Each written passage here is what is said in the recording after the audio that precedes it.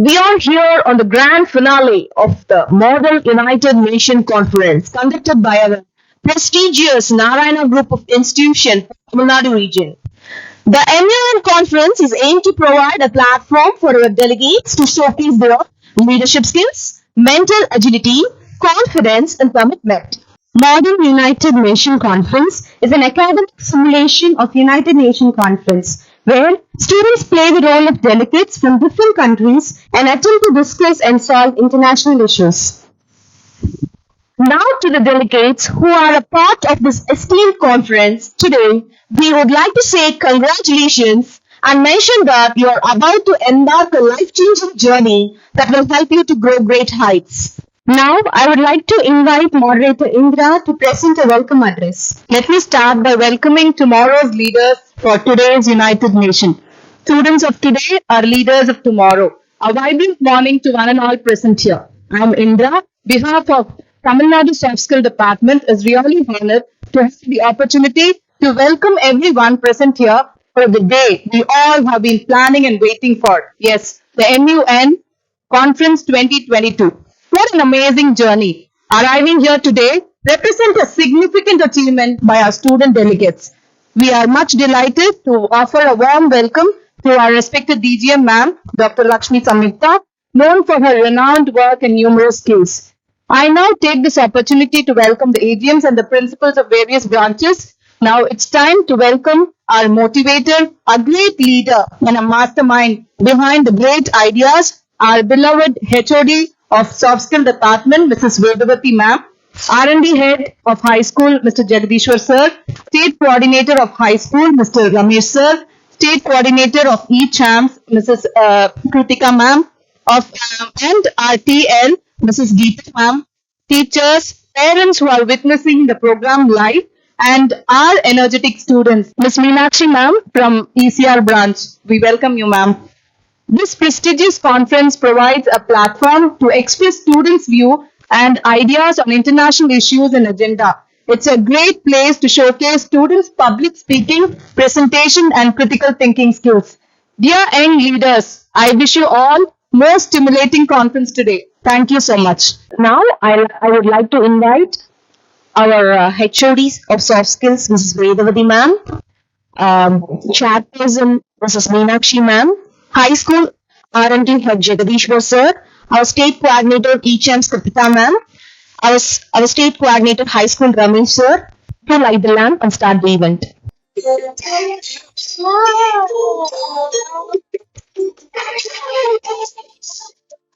And I would also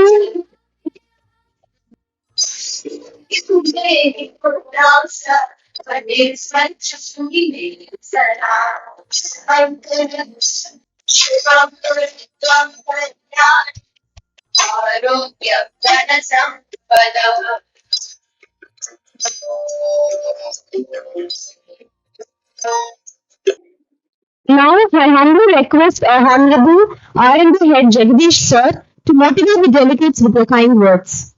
So today is a memorable day in our life. Really, we are delegated here, students, teachers, principals, heads.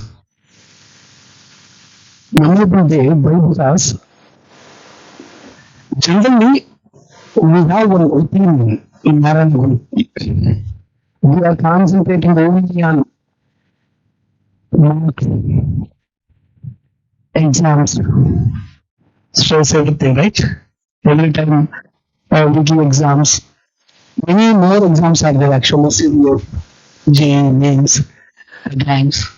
But this I can see basic curricular exams are there. Among business women in the program, United Nations, I read about this happened in my first level actually. I came to know in my life, at PG level, this type of program conducted in my PG college. After all, only a few members who were the witness on the day, just like an audience. My colleagues done that, they were not this much effective. That is the initial days, I think. Engineering colleges, most of the engineering colleges sharing of the knowledge, sharing of the technology, sharing of the products, very much important. Any form is a business or help. One country need to help other country. One state need to help other state. Similar way it is going on. So together only can develop. Okay, togetherness will only use the values.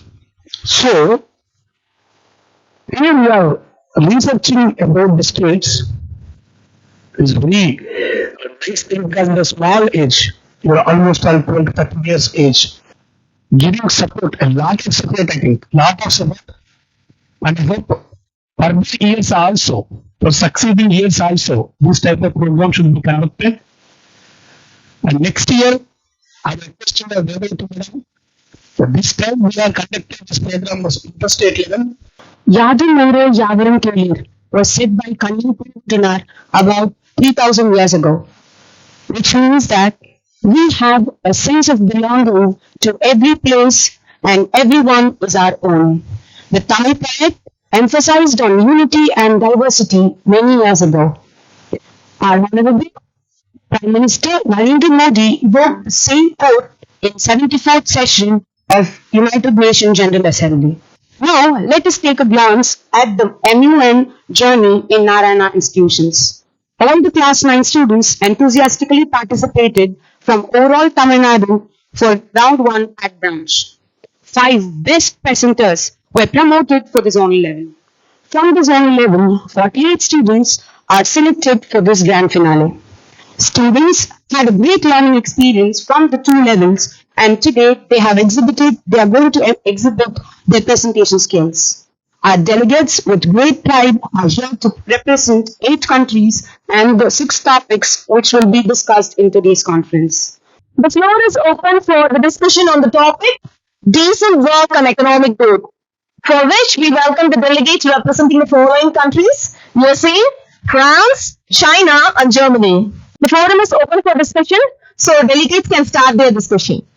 As about decent work and economic growth representing the branch. So let me tell you what is the current situation in US and Europe. The face.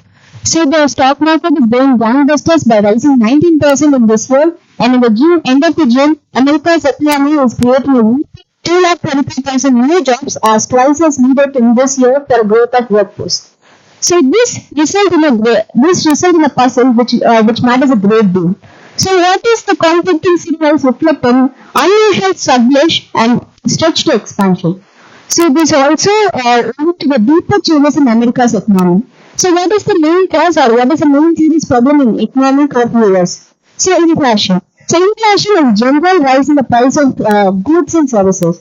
So when the price rises, the unit of currency buys fewer goods and fewer services. Automatically, the inflation corresponds to the reduction in the purchasing power of money. We can able to see the graph. Comparing to the last year, this year USA has reduced to 8.2% in inflation rate. This made USA to decide the world's largest economy. Thank you. Good morning to one more person here.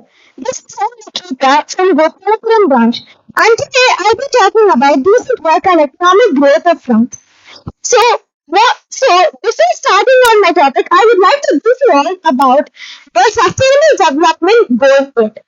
It means decent work for all. It is one of the 17 sustainable goals established by the United Nations General Assembly in 2015. Its full title is Inclusive of Sustainable Development Growth and Improvement of Decent Work. So, what is decent work? Decent work sums up the aspirations of working lives of all people. It delivers work which has fair and productive income. So, it gives safety in their workplace and ensures equality between men and women. So, equality is one of the major steps taken by the France. So, now let me talk about the economic status of France. So, France is a highly skilled and market-oriented economy. It is the 7th largest by the GDP and 10th largest by PPP and constitutes about 3.3% of the world's total GDP. France is also one of the most visited country in the world. So the economy of France per person and per capita is about 44. Conclude my speech by saying that France is one of the most developed country, and that is because of the equality and the effort that they take. So thank you everyone. Next, delegate of France can continue. Good morning to everyone present here. To stage me of last year, I'm from Gopalapur. Today I'm going to present about France recent book and economic growth. So before going to the topic, let me say the facts about France. France is small than Texas. Its capital is Paris. The first camel was invented in France. Now let's discuss about decent work in France. ILO, International Labour Organization, defines decent work as productive work for men and women in terms and conditions of freedom, security, equality, and human dignity. TWT has defined 5 criteria for decent work. Working conditions, working hours, adequate compensation and adequate health care, and organization and social values. When all these criteria are fulfilled, then the work is said to be decent work. So let's discuss about economic growth. So what is the economic growth? Increasing size of country's economy within a period of time is called economic growth. It is measured by GDP, gross domestic product. It has fulfilled all these criteria, but why is economy still declining? Why economy is not improving? Reason is this: hiring in France and firing in France is not that easy. If the person is not hired that easily, and the person will make lot of mistakes too, is not fired that easily. And the other reasons to include is Omicron, COVID wave, energy crisis, and etc. From 2019, economy was declining. By 2020, it became negative. And in 2021, again it rebounded. So the country should stand as a highly developed country with a market-oriented economy. Thank you. Have a nice day. Good morning, Madam President. I'm Jayashree, delegate of China, and I'm from Nagar branch. I'm going to talk about decent work and economic growth of China. Well, decent work is advancing opportunities for both men and women in conditions of freedom, equality, security, and human dignity. So giving opportunities for both men and women in these conditions is known as decent work. So let us discuss decent work which is happening in China. Workers are routinely exposed to a variety of working conditions that threaten their health and their safety. Low wages, long hours, extensive overtime remain the norm. Chinese workers are under these harsh conditions. And 996 responds to working 12 hours per day from 9 a.m. to 9 p.m. for 6 days a week and 72 hours per week. The 996 worker system is a work schedule practiced by some companies in the People's Republic of China. It derives that employees should work 9 a.m. to 9 p.m. for 6 days a week and 72 hours per week. Now the solutions are, according to the China's labor law, the standard work day is 8 hours long with maximum of 44 hours a week. Any work beyond that requires extra pay for time. And the China's labor contract law states that employees should not work more than 8 hours long and no more than 44 hours a week. And the China labor law protects both male and female against unlawful discrimination, acts of harassment, and unlawful termination and ill treatment at the workplace. The law safeguards, and the employers should provide safe and secure environment to employees. Now let's get into the economic growth. China is the second largest economy in the world. Why is China growing so fast? Well, capital accumulation played an important role in China's economic growth throughout its period. It is basically sharp and sustained increase in the total productivity that accounts for the unknown economic growth observed during recent period. And this was similar to new recent work in economic growth of China. Thank you. I'm Kavya, delegate of China from Narayana Branch. So let's start with decent work. When it comes to member of the ILO, International Labour Organization, China's pace of growth has been dramatic. It grew over 70 million over the last decade. And despite all these issues, there are still issues with the labours, such as low wages, long hours, and excessive overtime. There is also a huge rate of unemployment among the youth. Number one, the standards and rights at work. Number two, employment creation and enterprise development. Number three, social dialogue. And number four is social protection. Now let us move on to economic growth. China is the second largest economy in the world on the global note. Post-1970, China's an average growth of 6% per year. But post-1978, China's an average growth of 9% per year, and during its peak years, it only reached 13%. So 6 to 9 to 13, as it can be seen in the graph. So, from that, Now the issue arises. A COVID outbreaks led to industries being closed down. Beijing isn't doing anything as expected from the capital. China's property market is losing investors. China's tech titans aren't doing as expected.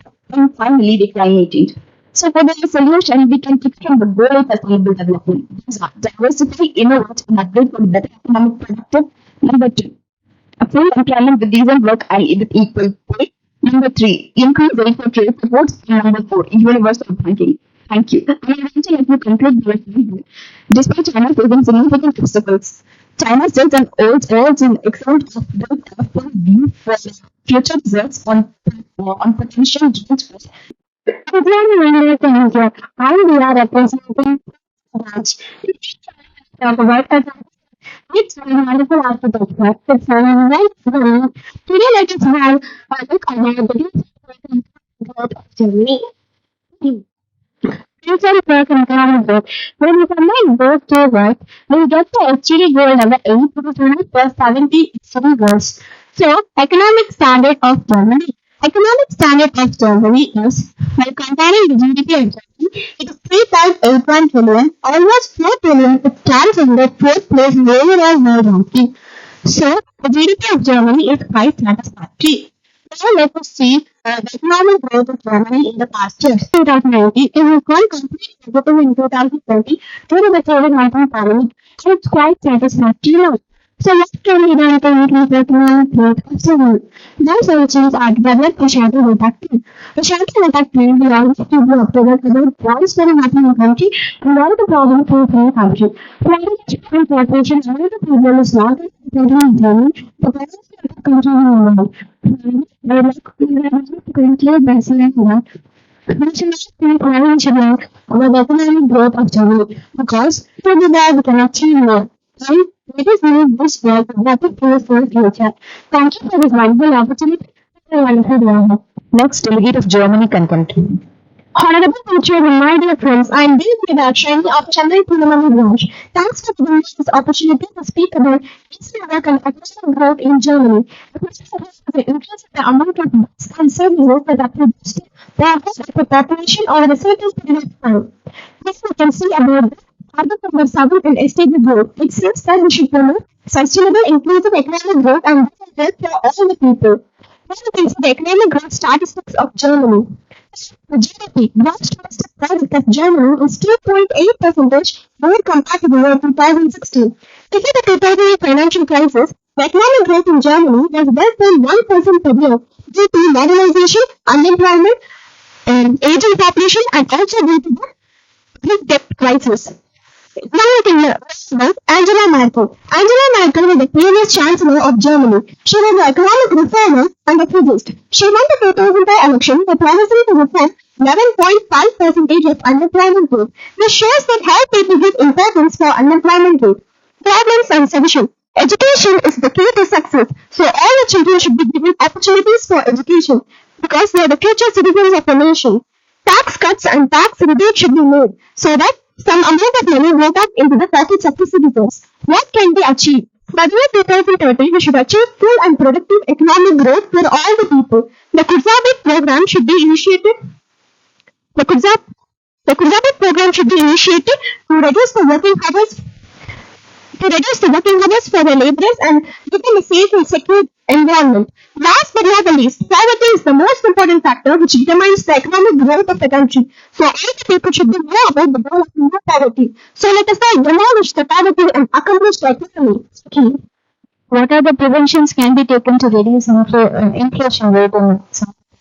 This is USM, delegate of USA. I'm asking what are the preventions can be taken to reduce inflation rate? Because our government can also done that monetary policy and taxation and financial policies. My question is to France and is the country going to face recession soon? My question is the country going to face recession soon? My country will face the recession soon because it has money, it has improving every step. Like for example, child labor or work hours. So they won't be facing any recession soon. So my question for the delegate of Germany is, How can you improve the decent work in your country? Actually, German government is planned to implement an agenda in 2018, which is similar to the agenda in 2010, which will give the amount of unemployed people in the country, which will improve the economic growth. This is one of the benefits. And another one is that the ability shortage at acting, which will always keep you updated about what's going to happen in the country. So my question is to the US, and the question is, what are the measures taken by your country to reduce harsh the work conditions and child labor? To reduce child labor, actually there are some rules followed by the federal government in US that other residents rating, they must be employed. They must be employed. So this rule made child labor to be reduced in our country. How can you control the demand of commodities in your country? This question is to China. This can be done through the monetary policies, some other policies that now have been introduced, or just with the help of the interest rate. We can increase the interest rate so as to give out more loans to the people who actually are in need. A very good morning, one and all. My question to you were talking about Germany's plan in the second row. Yeah, you're talking about the Germany's plans, which is going to be implemented in 2030, which was already implemented in 2010. Would you mind? Nothing but targeted when we see the amount of unemployed people, it means like providing, more jobs for unemployed in particular country. So the government time to create agenda, it goes out so that you see this economic. Understood. So, how did they? What are the plans they had in that agenda 2010? Many cases so that people who don't know can they can utilize these kinds of get jobs according to the website. So it is overall economic growth. Would you throw some light why it is not happening in 2022 on 2030? So now it's been 20 minutes. There will be more time taking profit and the plan is getting ready. So, your country is going to be an unemployed state for another 8 years? Please use second round. And my country is going to put the plan of 2030 to the best, bring the best conditions possible. Thank you. Good. Can I have a question to China? Yes. We're talking about the labor working hours and second economic power in the world. Is that not very contradicting? If both are true, my question is that not contradicting? How do you bridge both? According to the Chinese list owner, they think that the local sort of would have to depend on that was the reason for the book over. Thank you. Can I have a question to France? Yes.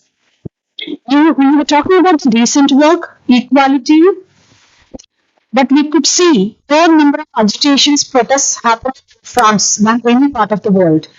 Would you justify in any means? Yeah, ma'am. So actually, these protests have become more frequent because, according to the last status, it means that the people were starting like during the 1930s and all. The women never had enough rights. I'm talking about today's current affairs. Yeah, ma'am. So currently, it has been still developing. So now they have improved. Like the equality between the men and women has improved drastically, if you see. So these protests will soon reduce, and it will be a completely equality and democratic country. Thank you. Thank you, delegates. The work towards this liberation is much impressive. Now, I would like to invite the delegates representing the countries Australia, India, Germany, and USA to discuss the topic good health and well-being. The forum is open for discussion, so the delegates can start their discussion. Delegates of Germany, please start your discussion. Good morning to one and all present here. My name is Ashi Pagaria and I am from Chennai WTR branch. So I will talk on the topic of German good health and well-being. So first, what is good health? Health is the most important and prominent thing in this world. So now we can come to our topic, German good health and well-being. There are two types of health insurance in Germany. It is statutory health insurance and the private health insurance. The statutory health insurance is chosen by the 90% of the German population, and the 10% of the German population has chosen the private health insurance. And this shows that the statutory health insurance is much better than the private one. Why 90% of the health insurance is chosen by the statutory? It is because the private health insurance implements many rules, like there should be the age limit of 23 years to 30 years. There should be a monthly income of under 450 euros, or it should be more than 60,750 euros per annum. There are more two reasons. One is they should be self-employed and they should be civil workers. And in Germany, nowadays they have done the mandatory to have a health insurance. Otherwise, we are not allowed to enter the borders of Germany. For any reason, if we do not have the health insurance, we are not allowed to enter these borders. In the olden days, Germany healthcare system was too weak. This was because many diseases like cardiovascular and the lung cancer spread all over the country. This became a major issue, and the doctors can't control the spreading of these diseases. But nowadays, the German healthcare system has grown too much, so that nowadays the doctors can control all types of diseases, they can cure it. Thank you for giving me your precious time. Delegate of Germany can continue. Good morning to all Indian present here. I am Subhashri from Nadu branch representing Germany. I am going to speak about healthcare system. Health is wealth. It's one of our most precious gifts given by God. Every human being has the right to attain the highest available standard of mental and physical health. Can anyone guess where the Germany ranks in the world's healthcare system? It ranks third. In Germany, there are more than 1,900 hospitals with more than 480,000 beds. In Germany, there are three types of hospitals: public, private, and non-profit hospitals. Public hospitals are owned by government. Private hospitals are owned by individuals or a group of individuals. Non-profit hospitals are owned by churches and religious groups. In public hospitals, you have longer wait times, but it is more. On the other hand, in private hospitals, you have shorter wait times with more facilities. Here I have two graphs to show you. The first one is about expenditure spent by Germany based on age groups. The second graph is about the comparison between different countries. I will look on these graphs. The privacy provider and the comfort provider in Germany is often supposed to find us. With 3 decibels per day. Surprisingly enough, we are not provided with towels, night gowns, and toiletries. It is necessary to be prepared with these things before we go for the hospital in Germany. The emergency contact number in Germany is 112. If you don't have an emergency but still you need a medical treatment, call 116 117. Mortality rate is the number of deaths due to a disease divided by total number of population. But Germany is continuing and will continue to improve its cognitive economics. Thank you. Now the delegates of Australia can come up with a discussion. A very good morning to all present here. Myself Lakshana from Nadu branch representing the country Australia is going to speak on the topic good health. So first of all, hearing the word health, what comes to mind? Health is a state of complete physical, mental and social well-being and not just merely the absence of disease or infirmity. Another factor is the well-being. Well-being is the experience of good mental health, having a sense of meaning or purpose or the ability to manage stress. We should all know that good health and well-being is the third most important sustainable development goal. So now let's talk about the good health and well-being of Australia. Good health and well-being of Australia is important to the Australian government as its population is an aging one. As such, it has become extremely vital to ensure that the population is healthy and happy. Australia has achieved fourth rank in Global Security Index with a population of 25.36 million people. It has a score of 75.7% on personal well-being, 64.4% on mental health, and 76.1% on general health, which is quite appreciable. Now let's focus on a major concern or a major challenge that has kind of ruled the whole world, which has been the pandemic. Like any other country, Austria also tried its best to overcome this pandemic by taking quick interventions. As of March 23, 2020, it just had few new cases of COVID-19 and majority of these cases were because of the community transmissions and hotel quarantine system. But Australia learned swiftly from its mistakes and the cases remain low for almost 6 months as you can see in this graph. So there are certain ways to improve good health and well-being. These are connect, be active, keep learning, enjoy de-stressing, and exercise regularly. Overall, Australia's health and well-being has been maintained pretty well, although it needs improvement in certain areas. I'd like to end here with a short quote. Remember that your health and well-being is your number one priority. Nothing else is more important. Ensure healthy lives and promote well-being at all ages. Thank you. Good morning, everyone. My name is Rudrakshi. I'm from Mogapet branch and I'm representing the country Australia. So before we begin, firstly let us know what good health and well-being is. It is not just about leading a life in the absence of diseases and infirmity, but also leading a life with a stable and satisfied mind.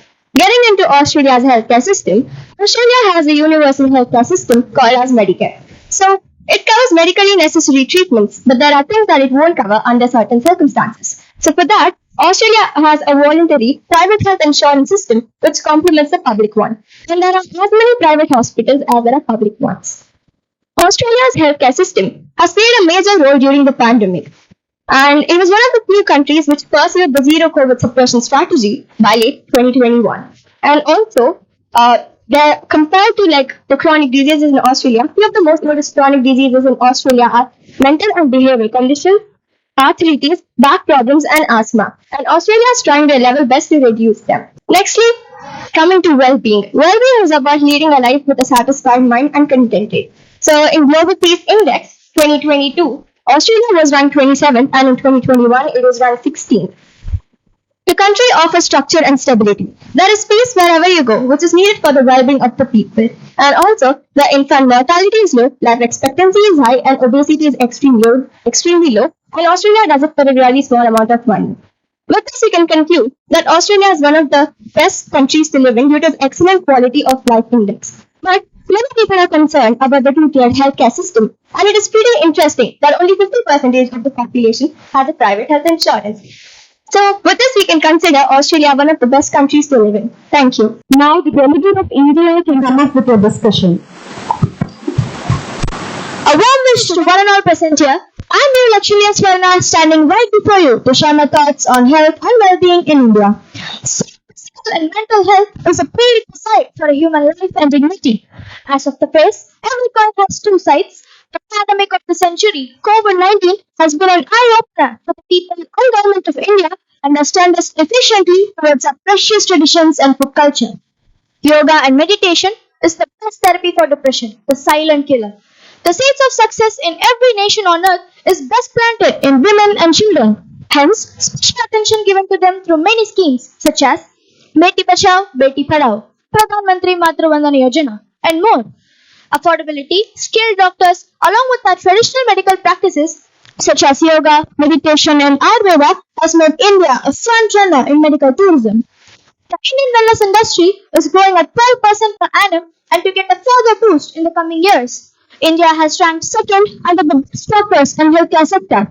Health was declared as a human right in 1948 and again recognized in the International Covenant. Since then, India has faced many unique challenges in the medical sector and has not done it successfully. Yet, there is a lot more to achieve. My suggestions are, we the Indians can proudly lift up our colors as none other cultures in the world have embedded and endorsed health and well-being in its daily chores and lifestyle. It is our sole responsibility to twist it to shape where it can be an effective tool for one's liberation and well-being. The research infrastructure in all departments of health must be strengthened in such a way to handle any medical crisis and emergency swiftly and effectively. The patent rights have to be regularized and monitored so that life-saving drugs are available for all the people. The doctor-patient ratio has to be improved. And we, the younger blood, future India, along with a healthy diet, simple exercise or yoga, and to the top, tons of smiles and heartfelt laughter can definitely build a strong India. Thank you everyone for sparing your valuable time. Now the delegate of India can continue. A very happy morning to one and all present here. This is Pooja, standing right before you to deliver a speech about our motherland's good health and well-being. So without further ado, let's move into our topic. As the world's second most populous country and one of the fastest growing economies, India faces both unique challenges and unprecedented opportunities in the sphere of public health. In health sector, India has made enormous strides over the past decades. The life expectancy has crossed 67 years. Many diseases such as polio and tetanus have been eradicated. But India is still home to a huge number of patients affected by communicable diseases. NCDs are the leading cause of death in the country, contributing to 60% of deaths. In the past, treatment was offered in a natural way. For example, eating chewing seeds to achieve relief from indigestion, chewing gloves which help in benefiting our oral health. These were the solutions provided by our ancestors through Ayurveda. Let's discuss the goals of the UN to attain good health and well-being in our country. Strengthen the prevention against narcotic drug abuse. By 2030, our aim is to end the epidemics of AIDS, tuberculosis, and other communicable diseases. The Government of India has launched many plans, such as the Ayushman Bharat, which aims at providing a health care of rupees 5 lakh per family who are below the poverty line. Presently, people of all ages, from students to adults, undergo stress and lack proper sleep, which plays a major role in deteriorating one's mental health. Depression has become a concerning threat to mental health. At worst, it leads to suicide. Sessions to have minor suggestions to improve good health and well-being in our country. Obesity is a severe health problem. The only way to prevent this is by taking a proper diet and exercising daily. Practicing yoga and meditation are one of the best ways to stay healthy and fit. It's not always spend any years out. Let's live a healthy and happy life. Now the delegate of UAC can come up with your discussion. Good morning to one and all present here. I'm Bihar in your class 9 from Narayana Educational School, Pula branch. The United States of America is the third largest country in size and nearly the third largest in terms of population. USA is a well-developed country with high country's income and ranks second in economic opportunity, but lower ranks in safety, health and security domain. Let us take a look at healthcare in USA. There is no universal healthcare. The US government does not provide any health benefits to the citizens or the visitors. Anytime you take a medical care, someone has to pay the bill, which makes the people earn more for their good health. Medical care is also expensive. According to US government, if you break your leg, you will end up with a bill for $7,500. And if you want to stay in the hospital for 3 days, which will probably cost you about $30,000. This is the major factor why poor are not getting proper medical attention. These prices are so high which makes a poor can't afford good medical facilities. Everyone in USA have a health insurance. Health insurance protects you from owing a lot of money to the hospital or the doctor. To get a health insurance, you have to make a regular payment to a health insurance company. In exchange, you will agree to pay you some of your medical bills. You usually need an appointment to see your doctor. If you want to see your PCP, that is primary care provider, then you want to make a call to a PCP office to make an appointment. When you call, you have to explain them why you need that appointment.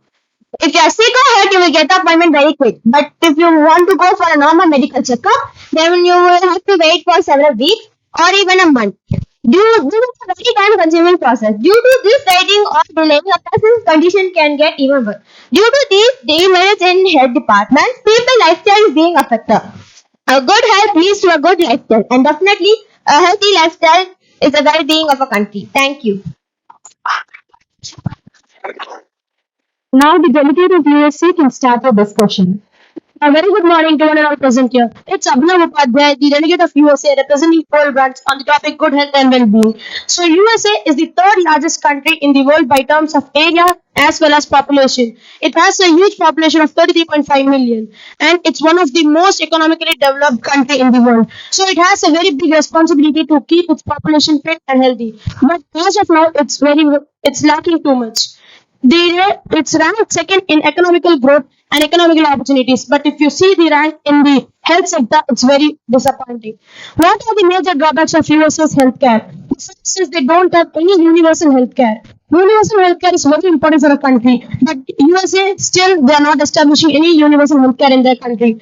The second reason is the preventable medical errors. The doctors and medical team of USA often do some preventable medical errors, which leads to around 10% of the population's death. That is around 250,000 deaths per year are due to preventable medical errors. So this should be avoided. The second reason is the mortality rate. Mortality rate of a country can be measured by seeing its health access quality index.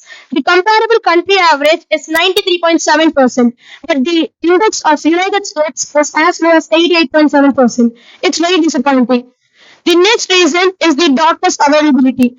The good doctors are usually not available during weekends and on weekdays also they are available only for 2 days, 2 hours or 3 hours, which is very disappointing. Doctors should at least be available for 1.5 hours on weekends also so that people could approach them. The next reason is high cost. US's healthcare is the costliest healthcare system in the world. For an admission in a hospital, they will cost you around $15,000, while in other comparable countries, this is around $4,000 to $8,000. So the prices should be reduced. The next reason is the stress. The population of USA is usually in too much stress. Their employers provide them too much stress and they are unable to be stressed. They are unable to manage their life and they can't relax themselves. They need to avoid stress and take a happy life. In order to be healthy, they need to avoid stress and change their living habits. They need to avoid junk food. On this note, I would like to end my speech. Thank you for lending your ears to me. Thank you so much. Now let's get into the second round, the deliberation round. The forum is open for the delegates to put forth the questions to other country delegates. My question is to USA. Why it is the rank first in the health care? Because USA is a very big country and uses various sorts of machines for curing the disease and the surgery, which does not put any people in risk. So my question is to the delegate of Germany, that which type of insurance is preferred by the people of a country, public or private? As I told in my speech, that the statutory health insurance is preferred mostly by the 90% of the population, and the main reason, as I told, that the 5 rules that are implemented by the private health insurance. Statutory is much better than the private. Thank you. Our question, we like to pose a question to Australia. How does Australia pay for its healthcare? So there is something called as Medicare in Australia, which is paid in the form of taxes, but many people take it as a free healthcare option. And there is also a private health insurance system, and it is just paid in the normal form as in insurance is paid. My question is to the delegates of India. What are the schemes provided by the Indian government for healthcare?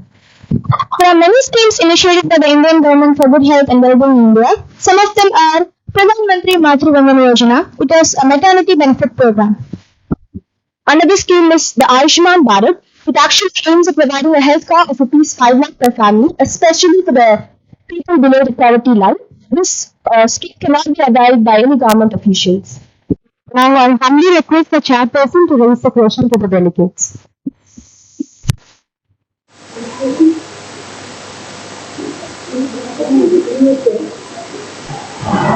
My question to USA. You were talking about the bad appointment system and number of failures in handling patients, but as on date, United States of America leads in all treatments. How it is contradictory? Can someone explain? Ma'am, actually the treatments are very nice, but the patients are dissatisfied because of the prices. the prices are very high, and apart from that, in minor treatments, doctors usually avoid the patients if they don't have any serious issues. This leads in later on that small issue develops into a serious issue in that patient's body, and then it's too late when the doctors come to see them. Because if it's a serious issue at this instant, they will see us. But if we have any small or minor issue in our body, they'll give us an appointment after 1 or 2 weeks. So it leads in this way. Thank you. I appreciate your guesswork. My next question to Germany. You were talking about health insurance. The best part of Germany, I understand. What is a tax collected from the citizens of Germany, which includes this health insurance? Approximate percentage? So it is set up by the employer and the employee. So they will have a certain percentage. They have to pay the percentage of their income to as a care service. Approximate certain percentage, if you know. No one. Okay. The next question is to the same Germany. When Germany collects 44% tax from their citizen, how much they are contributing for their health insurance? America charges high. Germany doesn't charge, it's free.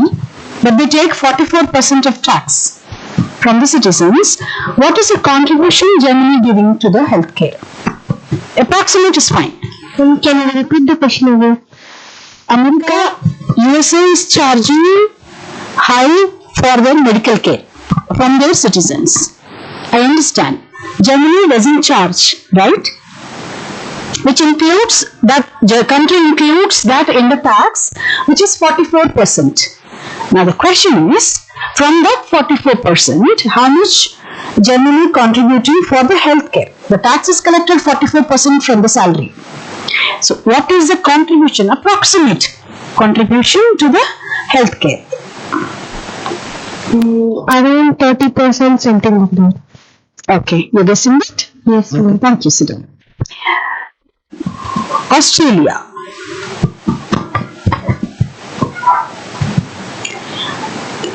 How do you define Australian healthcare system when compared to Britain or USA or Germany? How different it is or how similar it is? Any one point would be fine. So basically, in Australia, like there is a system for Medicare. So in most of the European countries also, there is something like Medicare, not exactly, but they also are paid in the form of taxes by the citizens. And most of them are also free. That is something that is similar between European countries like Britain and Russia, I suppose, not Russia, like other UK and all of those places, Ireland, Poland, all of those places, that is what's similar to Australia. I see. Okay. Thank you. India. The number of patients are more compared to the number of hospitals and beds. How do you think that this can be compensated for the immediate effect? Or how do you think that we have India compensated during the COVID period? Either way is fine. Whichever answer you would like to give is fine. Ma'am, the way India compensated for the medical healthcare during the COVID-19 pandemic is by raising funds from the people who and also by by allotting more of its economic growth and more of its economic growth to the healthcare, especially because, of course, good health is the very important thing for a person's well-being as well as for a country's well-being. So it can only be ensured if more attention is being given to the healthcare. So India allotted more of its economic it also allotted more of the taxes collected from the people to the healthcare. I see. Thank you. Thank you. Thank you, ma'am. Thank you, delegates. We are really impressed by your work towards this round. I would like to invite the delegates representing the countries of China, Japan, USA and France to discuss the topic No Poverty. The forum is open for discussion, so the delegates can start their discussion. Greetings everyone present here. I'm Kishore CM from Malsarvakam branch, here to present on the topic No Poverty in Japan. In Japan, relative poverty is defined as a state at which the income of the household is below or at the median of the household income. So, several specialists in sociology, economy, and political science in Japan have proposed that Japan is moving towards a less equal society, which has resulted in the rise in poverty rate of 15.7 percentage, according to the report findings in 2018. But is social inequality the only cause for poverty in Japan? No. There are a lot of preconceptions about poverty. On the right, the poor mainly have their own behavior to blame. Meanwhile, liberals blame poverty on free market policies. But when you look at Japan, you can see plenty of evidence that neither individual behavior nor free market policy is the main reason for poverty. So then, what is the cause? The first factor is low productivity. Labor productivity has fallen along with the wages and total factor productivity has stagnant. The next factor is the impact of trade competition. More direct competition from nations that prepare similar goods means smaller gains from trade. So Japanese workers could be feeling the pinch despite the governments protecting them. So this might explain why the Japan civics have been seeing continued income gains even as the poor get poorer. And what has Japan done to eradicate this poverty? Well, there are several policies that have been made or launched to reduce the number of poor people. So there are three main policies: the income support policy, the minimum wage policy, and the public pension policy. However, only the public pension policy seemed to be effective in reducing the number of reducing the number of poor people among the aged. And there's also the Japan Social Development Fund, which is a coordination between the Japan government and the World Bank to eradicate poverty. So I'd like to conclude the speech by telling a beautiful quote that poverty is not a curse or a punishment. It can be cured by wealthy humans. So Japan is very unique in developing its human resource. So it develops its poor people into a human resource, pulling them out of their poverty. Then it might be the second country after China to eradicate extreme poverty. Thank you. Konnichiwa everyone, I'm Pavadarni. I'm from Narayana Olympiad Porur. I'm here to represent the country Japan and my topic is about no poverty. Before starting the session, I would like to start with a quote. Quote, education is not a sorry. As well as we know about poverty, I would like what are you saying like this? As well as we know about the poverty, I would like to begin with it.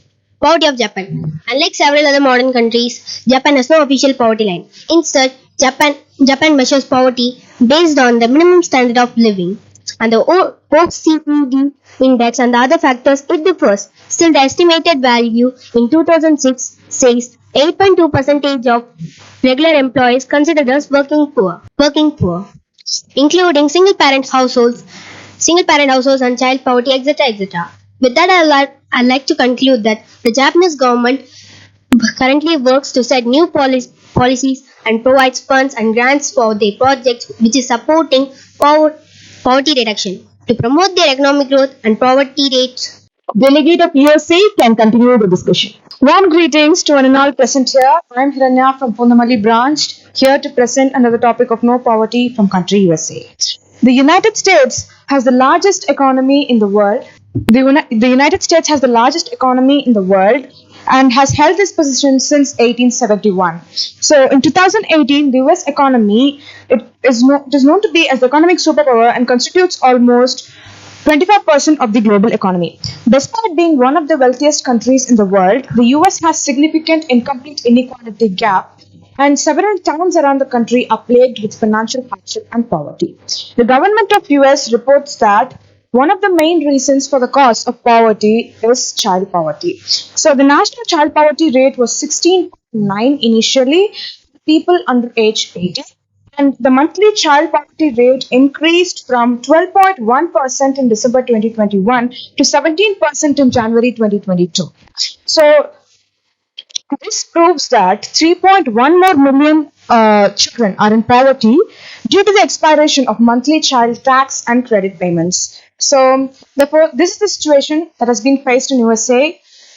The child poverty is at the hike and the country has developed to a certain extent, but is still fighting against to put down child poverty.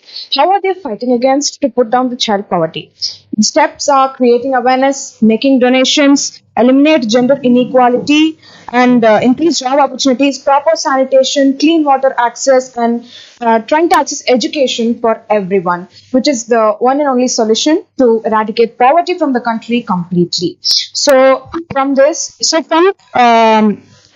we all come to conclude that poverty could not be eradicated just by giving people money. It could be eradicated only by education and the people's support. So I would conclude up with a small quote that please stop checking your pockets for change, check your heart for extra love and hope, and share it with the poor. Thank you for your attention and patience throughout my presentation. Delegate of USA can continue. Greetings to everyone present here. I am S. Sadhana from Kolattur branch. I am standing here as a representative from USA for No Poverty. How can we address this with respect to the United Nations? Ending poverty in all its forms everywhere forms the first goal of the 2030 SDG. It calls for ensuring social protection and enhancing access to basic needs and services. The economic growth must be inclusive, especially to the most poor and vulnerable, and aims to eradicate poverty for all people. Poverty rate in USA. USA has done a significant stride in declining its poverty rate from 12.3% to 11.6% in these many years. But still, a few people stand there yearning for a dollar. Yes, just for a dollar. And that's why the USA government has implemented many beautiful schemes and ideas to eradicate poverty, like the American Rescue Plan, the Child Tax Credit, and economic security programs. America's target by 2030 eradicates all the poverty in their country, reduce the at least half the proportion of people living in poverty, implement national programs, ensure that all the people have equal rights to economic resources, and reduce the effects on the people that are caused by social and environmental shocks and natural disasters. I have to say a lot about this amazing topic, but as the time is running out, I'd like to conclude that there is some poverty present in USA, but the government is doing its best to eradicate it, and even we people have to do our part in eradicating the poverty in our country. Thank you. Delegate of France can start their discussion. Pragati here, delegate of France from Tampere branch. In France, an individual's monthly income should not be less than 1,026 euros. Poverty rate of France in 2021 is 11.6 percentage, which is decreased by 3 percentage of the previous year. Ravix and Grigny is considered to be the poorest town in France. In 1989, France presented a resolution to the Human Rights Commission of United Nations requesting to consider extreme poverty and human rights an independent issue. In 2012, France, along with 39 countries, presented a resolution to the Human Rights Commission to design the guiding principle of extreme poverty and human rights in UN General Assembly. In 2015, UN set up a Global Sustainable Development Goals of 2030 is to end poverty all forms everywhere. France has radically reduced its poverty to the resolution in 1989. Due to 2008 economic collapse, poverty rate of France has increased again. The President of France, Emmanuel Macron, has announced an 8 billion euros national anti-poverty plan through which youngsters get employed, compulsory schooling and free breakfast were provided for the children. Further, the French Prime Minister Edouard Philippe has introduced a law that retailers should donate their unsold clothing and expired foods to the charity. The French priest Joseph Burinsky formed the Fourth World Organization in France in 1957 to eradicate poverty globally. On 17th October 1987, he unveiled a stone at Human Rights Plaza at Paris, which stated, wherever men and women condemned to live in extreme poverty, human rights are violated. To honor him, UN declared 17th October as an International Day of Eradicating Poverty. Thus, I conclude my speech by saying the whole world witnessed France for its innovation and methods of no poverty. Merci. Delegate of poverty, that is France, can start their session. Bonjour everyone, I'm Larisha and I'm going to start talking about the topic no poverty in France. Every country has a poverty. I can't say that France is having no poverty. Here, there are many laws by the France government to prevent poverty. Let's move on with the first law, which is social housing. 40% of the people are living in poverty, so that the France government is providing help for the 40% of the people. And 20% of the people are building and renting houses. And another 30% of the people are living in the rented houses. So this is the social housing rate of the people living in the France. And the next one is education. Education in France is one of the most important law. And this law states that every person above 18 years should work along with their certificated degrees so that they will be able to understand their life and mature way they could accommodate their lives very easily. And the third law is healthcare system. Healthcare system in the France is very useful one for the people is that it's all certified doctors and every patients are treated very courtesy with equality. So that the Francis are making that three laws which is required for them to make sure the government has to lead a poverty-free country. Mercy everyone. Thank you. Delegate of China can start their discussion. Greetings to everybody.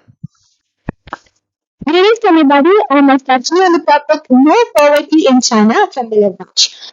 It's poverty. Poverty is a lack of income and productive resources to ensure sustainable livelihoods. Its manifestations include hunger and malnutrition. What is the impact of poverty? Limited access to education, social discrimination and exclusion, and lack of participation in decision making. Does China have poverty? China has eradicated complete poverty over the year 2020, but still 13% of the people still live below the poverty line by earning only $5 per day. So now, I'm going to list down the measures taken by the China government to make the poverty come to an end. Population control measures. We all know that a rapidly growing population is more likely to increase the poverty level by decreasing the per capita income of a person and well-being. So China has increased the awareness among people and they increased the age limit of marriage and completely denied child marriages. People-centered development and common prosperity for all. A balanced and equitable development. What is equity? Equity is a state or a principle where all human beings should be treated as equals. They must share a common humanity or human dignity. This is an important and required development. Tailor-made policies for people to enable them to use their own knowledge to get rid of poverty. A strategy focusing on improvised individuals. A strategy focusing on motivated, creative, and initiative people engaged in broader, higher level, and regional deeper social economic development. This is a crucial development. China's UN President Jiang Jun and China's President Xi Jinping are putting a lot of efforts to enjoy the complete victory of poverty reduction. So with this, I would like to conclude my speech on the topic No Poverty in China. Thank you. Delegate of China can continue. Greetings to all our passenger. I, Pujita CHULR branch, is here to present the new president of China, Mr. Shen Zhuheng. Well, the allotted topic for me here is no poverty in China. I guess all of us are aware of what is poverty, so I'll be going straight into my topic. Well, does China have poverty? No. Later this year, China's government has announced that it had eradicated complete no poverty. But this wasn't an easy task for China. The poverty rate in China at 1980s was 94% approximately, and in 2011 it was 49.20%. But now in 2022 it is 0.11% approximately. But how did it happen? The main factors that helped China to overcome the poverty rate are as follows. Number one, constant economic growth. China always concentrated on developing the human resources, infrastructure, and technology of the country, which leads to a better economic growth. Employment for the citizens. China have always targeted to have the employment rate above 95% approximately. If we construct more industries and do wiser agriculture, we can develop a country's employment rate. Education for the children. There is no such thing called child labor mostly in China. So that even the education system in China is much better. So the students were able to get a better education. And government support for the people. China always concentrated on the rural people than that of developing the urban people more richer. Now, I would like to conclude my speech by telling that in China, all countries can use these factors to reduce poverty in their country. And China is the first and only country which has reduced complete poverty. Thank you for your time. Let's get into the second round, the deliberation round. The forum is open for the delegates to put forth the questions to other country delegates.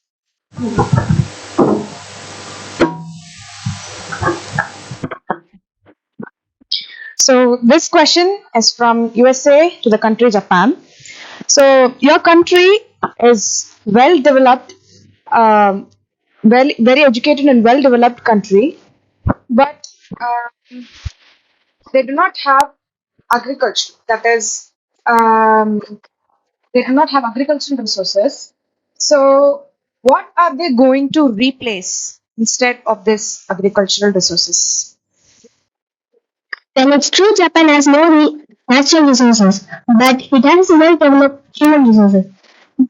Well, it balanced in both. Okay, this question is from the delegate of Japan to the delegate of France. So from in 2000, yes, in before 2007, your poverty rate was high, I presume, and after 2007, your poverty rate was low. So how did you manage to do that? How did France manage to do that? There are several laws to reduce poverty level before to after. There are many laws which are followed by the president and the prime minister of the France, so that these laws are utilized in this manner to make sure the poverty level. China's population is more. How would you manage your poverty? Well, having high population is most of the time a disadvantage, but as for China, we used it as an advantage. We started using agriculture in build more industries. We started using natural resources wisely. In fact, agriculture is the backbone of the country, so we managed to use the population's advantage. And in other side also, China is conducting a lot of educational camps in most of the people. And I believe aspects of inclusive as larger countries with different challenges. Because one side population is an advantage and another side is a disadvantage. So we have China and our question is for USA. We all know that the number one education system is USA, but still USA has some poverty. They can use their education system to reduce the poverty, but why are they not doing that is the question. Yeah, so on behalf of USA, I'd like to answer that even though our country is number one in education, many people below the poverty line could not afford to study. And that's why the USA government are doing their best to give free education for all the people. So soon the poverty will be reduced. We humbly request our chairperson, Mrs. Meenakshi ma'am, to raise question to the delegate. May I know from which research we come to know that USA is number one in education? Or which data?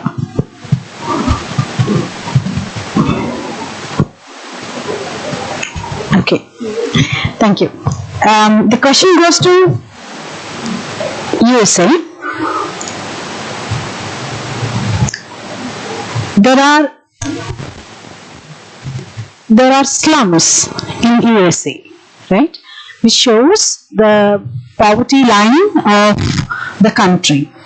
USA is being one of the most advanced countries in the world and helps the other countries which are in need in the world, but how come they couldn't help their own poverty, poor people? Or what are the failure strategies of USA which couldn't bring this slum or the poor people to a middle class level? What exactly do you think that went wrong with USA's policies? So, ma'am, actually, USA is doing right with everything, I see. But few of the services that they do is sometimes they do not reach the people. So that's the thing. How? And few people they do not have the facilities. They're not even able to access their basic needs. So these informations are from the US government. So through sources, they will be able to convey these messages, but they do not have their basic needs itself. So sometimes they do not get to know about these things. That is how government functions, right? The government's job is to reach to the core level, right? Yes, ma'am. Now the government is actually trying to reach to them by many other ways, like reaching out to them and giving some aids and making them aware of it. The question is not how are we reaching to the poor, but every government does in the world. The question is, what kind of strategies of USA went wrong that they could create poverty? Because it's one of the world's dominating countries, right? Yes. So what do you think? That America calls itself as the powerful nation. So how do you define that they have poor poverty in their country? What, according to you, could have been went wrong? So, ma'am, according to me, the thing was, the thing would have not reached the people. That's the thing. Okay, that's what you think. Yes, ma'am. Okay, thank you. The question goes to China. You have given the strategies, plans. Do you think the working hours or the wages or the salaries for the people who work in China are equal when you compare to the other nations in the world? Are they being paid well, that they will come up in life? The growth of economical growth is shown from the poverty line to the middle class at least.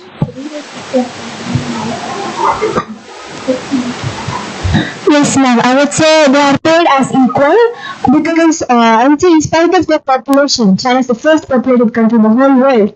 They are being paid, and many people are employed in agriculture. Agriculture is the backbone of a country, China. So obviously more people are working in it, and they are paid equal to that. Equal to the situation according to you. Come back to developed countries, such as Japan, America, I see. Yes, sir. Okay. Thanks. Question goes to France. What do you think that France immediately should do that the poverty line is eradicated? I am not talking about rich funding poor, because that is not the sustainable solution. What do you think as a government they should do to eradicate the poverty? They should give proper education to the citizens. Okay. Are they giving? They are giving. I see. Okay, thank you. Thank you, everybody.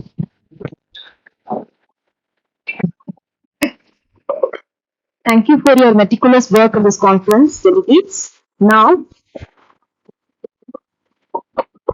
I would like to invite delegates representing the countries of Japan, France, Australia, and India to discuss the topic peace and security.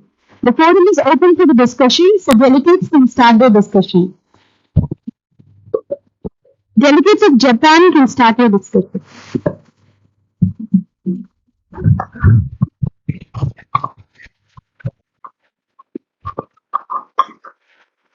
Greetings to one and all present here. My name is Shritika Sridhar from Colorado branch. Today I'm going to talk about peace and security in Japan. Japan and the United Nations. Japan has become the 80th member state of the UN, which was established in response to the two preceding world wars and aims to save the future generations from the horrors of wars. Since its accession, Japan has been proactively contributing to the world peace and prosperity to the UN. Since January 2016, Japan has been serving as a non-permanent member of the Security Council for 2 years. So what about the peace and stability of Japan? The 21st century is facing a rapid change in the global power balance along with the globalization. And the security environment around Japan has become increasingly severe, as represented by the nuclear and missile development. So Japan's contribution in the peacekeeping. Japan engaged itself in the international peace and corporations, including the participation and assistance to the UNPKOs. To date, Japan has dispatched contingents and personnel to 15 peacekeeping operations. In addition, Japan is making concrete efforts for peace building in Iraq, Afghanistan, and other international areas. Japan's contribution. Japan contributed almost 11% of the UN's regular budget. The Japan was a proactive contributor to the international communities such as disarmament, non-proliferation, peacekeeping, peace building, human rights, and etc. Being elected as a non-permanent member of the UN Security Council, Japan will continue to make its proactive contributions in a wide range of issues concerning peace and security. Thank you. The delegate of Japan can come up with your Greetings to 100% here, and this is Srikar from Corporate Branch. I'm here to talk about peace and security representing Japan. So, into the topic, relation between Japan and the United Nations. So, Japan became the 80th member of United Nations on 18 December 1956. Since then, Japan is actively taking part in international cooperative initiatives along with the other members of UN, which becomes a basic policy of the foreign policy. So, when Japan became a member of UN on 1956, it did so great with enthusiasm and the broad public support. So let us see the overall view of Japan's peace and security. So when Japan became a member on 1956, it did so great in enthusiasm and also it provided many schemes to others. So let us see, in today's nation, no nation can maintain its own peace and security alone, including Japan. Its self-defense has contributed the maximum extent possible to maintain its peace and security. So let us see Japan's contribution towards the UN peacekeeping force. Japan contributed about 11% of the UN funds. So Japan developed its troops as UN peacekeepers since 1992. According to the International Cooperation Law of Peace and Security of 1992, Japan has contributed about 8 peacekeeping operations. Japan joins UN peacekeeping operations. So as a responsible member of international committee, Japan is hardworking to maintain its peace and security. So when the first substantial participation of Japan in United Nations is that in 1989, when 26 electoral observers were dispatched from United Nations Transition Assistance Group from Namibia. So Japan's security. Japan's peace and security are essential for the people to live with a sense of safety and security, and also for Japan to continue its prosper. These are the things can be only achieved if only a nation has its own self-defense capabilities. So how is Japan maintaining its own peace and security? As international peace and security are indispensable foundations for stability and also for Japan to continue its prosper. Thank you. The delegate France can come up with a discussion.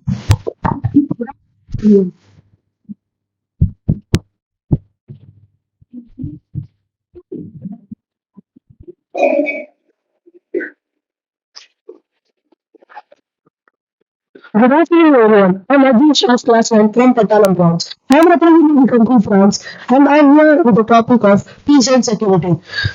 With France peace and security, let's see a quick definition of what is peace and security. The phrase peace and security refers to the complementary state that is not present when a violence or a conflict prevail a country or society. Now, let's talk about peace of France. Peace was brought to France by Joseph Bonaparte and Marcus Cornwallis. Now, let's see the France contribution with the UN. France has been a member of UN since its foundation in 1945 and helped them in various peacekeeping activities. France is one of the five nations that has seat on UNSC, that is the United Nations Security Council, and French is one of the two languages that is spoken in the UN Secretariat, and the other one being English. Now let's talk about the security of France. France is a safe country and the public authorities have implemented measures such as vigilante to ensure people's safety. Now a thing called social security is given to the citizens of France. In case you are wondering what is social security is nothing but guaranteed income and an insurance provided to the members of the citizens of France. Now let's see some major problems in France and how they have stopped it. Now, first is poverty and inequality. In 1989, France government took many steps to reduce poverty by opting to the 1989/10 resolution, which serves a main purpose to the France ministry describes this resolution as a starting point of work for addressing extreme poverty and human rights. Now, let's talk about health. In 1999, the the universal basic health insurance, which is nothing but an insurance provided to the citizens of France. When we compare it with the UN, when we compare it with the US, France, in 2020, the cost of insurance in France recorded an average of $45, whereas in United States it's recorded an average of $56, which is a huge difference. These are all the things that I noted about the peace and security of France. I hope I made it clear. Thank you. Delegate of France can start your discussion. Hi everyone, this is Ignition from Patalam branch. Before starting my speech, I would like to commence my speech with a proverb. The well-being of mankind, its peace and security is unattainable unless and until the unity is firmly established.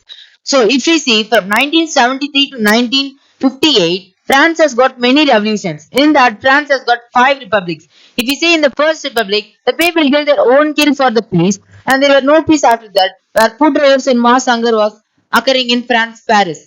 So if you see in the Second Republic, France was unemployment and there were no jobs for people and robbery was the main common thing in France happening. So there were no peace and security for people in the First Republic and Second Republic. You see in the Third and Fourth Republic was under the World War I and World War II.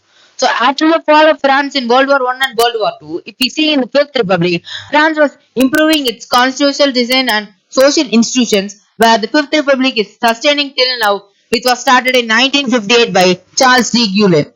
So with this we can understand that how France is important in the sector of peace and security. So with this I will tell more points about improving France peace and security. So if I have more time I'll discuss more about this. But I'll discuss some main points and important points that have discussed in the UN Assembly by France. So starting with Vigipirate, that is the national alert system that has been replaced by France by 3 times in 1998, 2000 and 2004, which is a national alert system where it reduces the terrorism level since 2015. So if you see, France is also have a tie-up with the United Nations where they have working on the drug-free and crime-free society. So if you see, France is also working international peace with Tunisian government where they are working for human trafficking and human rights, peace and security.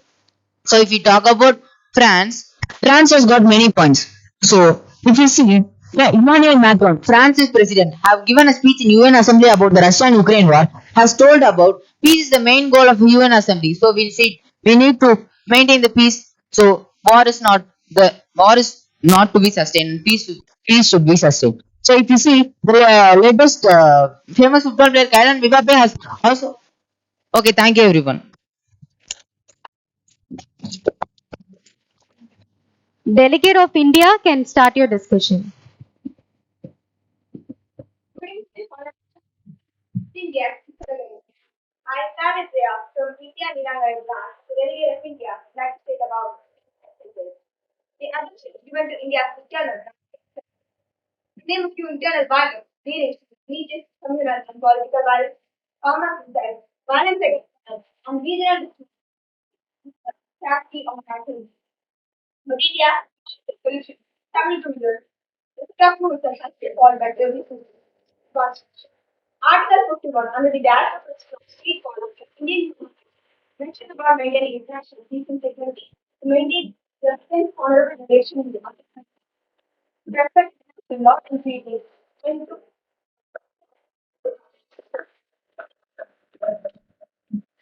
to resolve any conflict by arbitration. Notably, India's rank in the Global Peace Index have been moving forward, says IEP. We should also look into the relation between the United Nations and India. The United Nations, which was established in the year 1940, works on maintaining peace and security. The UN does this by preventing conflict and creating conditions to allow peace to hold and flourish through its various organs like the UN Security Council, which helps in saving the future generation from scourge of war. India has a long history in serving UN. More than 253,000 Indians have served in 49 of the 71 UN peacekeeping missions. India is the 5th highest troop contributing country. India's relation with the other country plays an important role in its peace and security, as in terms of weapon and defense through its land and maritime border is safe and secure. This advancement in the relation creates a very hopeful condition that India's security is not under any threat. India eliminates all kind of terror by keeping its hand open to a number of diverse nations to look out for its peace and security. Thank you. Delegate of India can start your call. Good morning, I'm Arishi, Delegate of India representing NDP branch. Let's start with the introduction about peace, human rights, and human security. War and violence invariably result in the denial of human rights. Building a culture of human rights is a precondition to achieving a state of peace. Sustainable lasting peace and security can be achieved only by fulfilling all human rights. Building and maintaining a state of peace is a shared challenge for humankind, which brings us to what is peace. Peace can be achieved by the world if all citizens of the world understand the global problems, have the skills to resolve conflicts, have the skills to resolve conflicts and struggle for peace non-violently. Understand and live by international standards of justice and equity, appreciate cultural diversity and respect each other and the earth.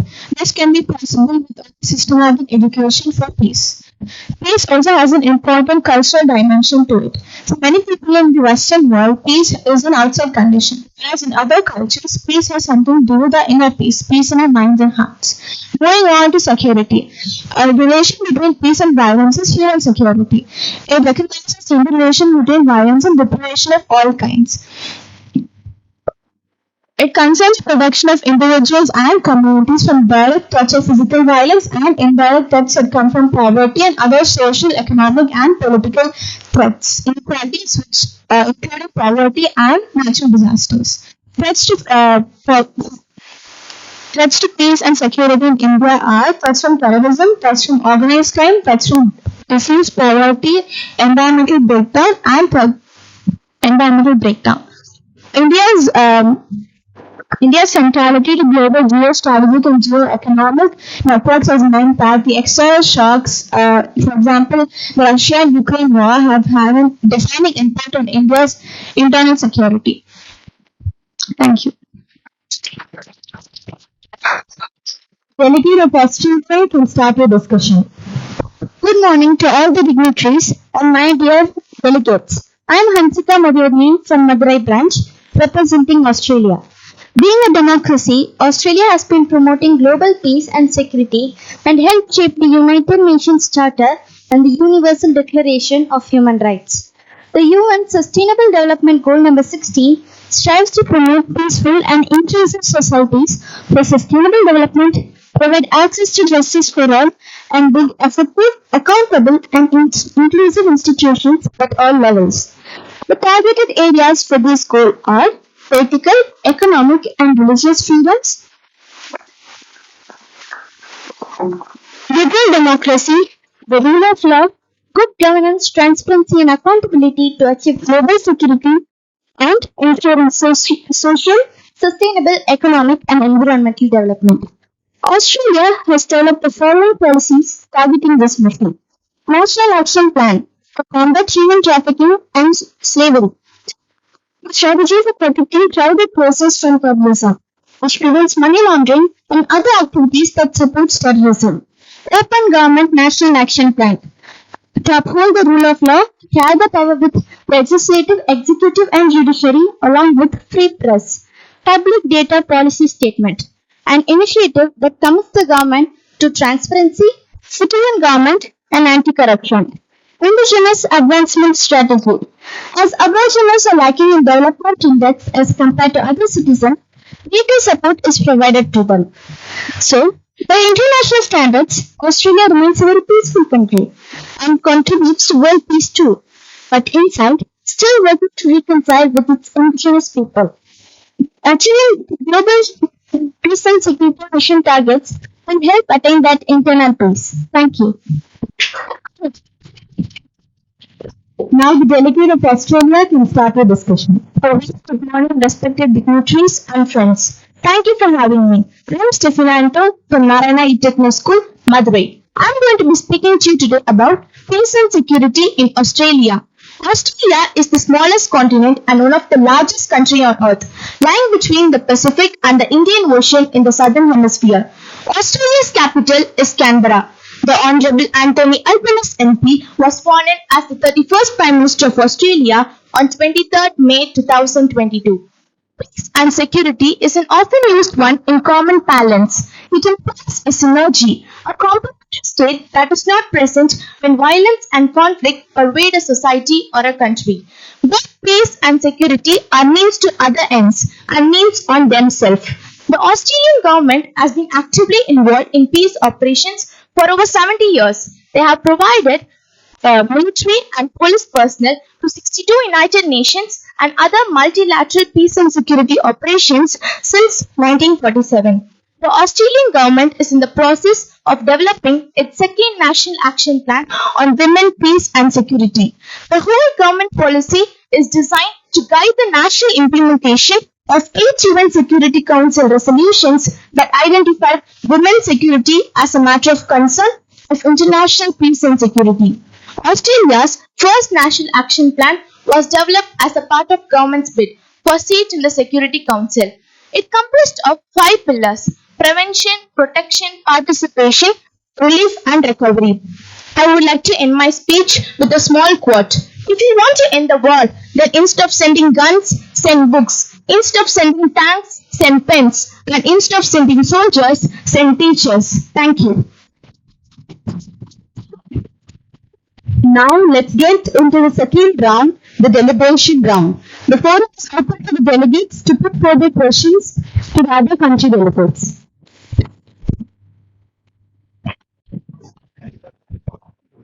I would like to answer the question to the Indian delegates. Now, what place did the India note which is unique in the UNSC Assembly?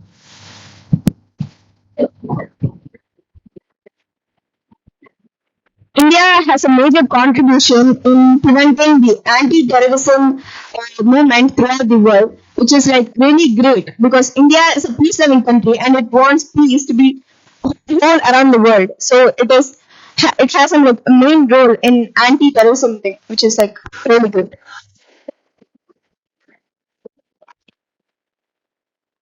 I would like to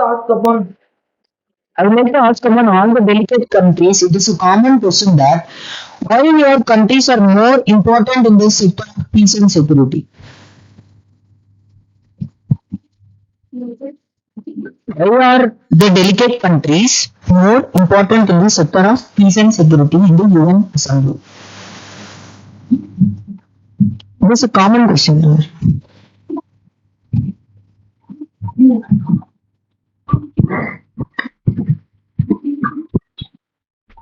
Asking to Australia. Well, peace and security is really important for a country to function properly because it depends upon the people whether if they are feeling happy and feeling safe, only then they could perform and do their job or work well without any fear or insecurity. That's why our country, Australia especially, emphasizes on promoting internal peace. Thank you. Any other country for answering this question? Japan? India? So, peace is a country, a complementary state that is not present when violence and conflict pervade a society or a country. So, the Australian government has put forward many action plans, like first National Action Plan and second National Action Plan.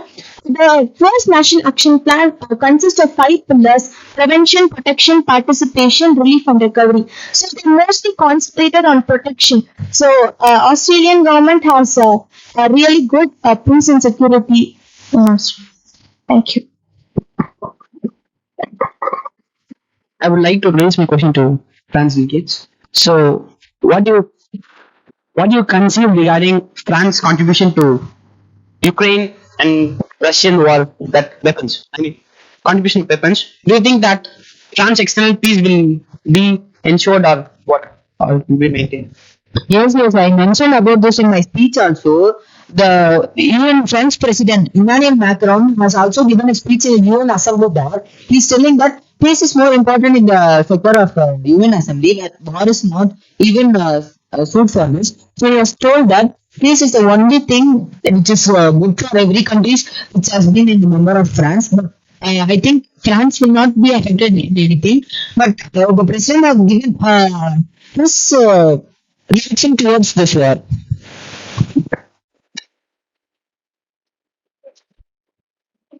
I would like to raise to ask. I would like to raise the question to Australia delegates.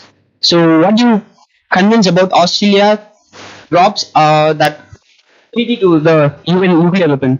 I mean, the currently yesterday they got a treaty to UN's weapon nuclear strategy. Yeah.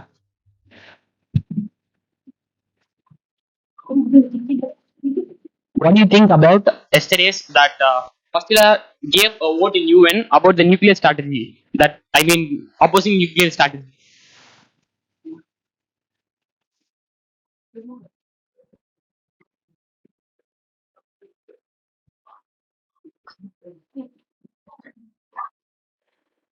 Okay, I would like to raise the question to France. What is the main agenda and resolution of France to prevent conflict? Or we can rather answer to this question. What was the role of France in 2008 when sexual violence was used as a weapon in war? First one or second? Which one do you like to have? What is the main agenda and resolution of France to prevent conflict?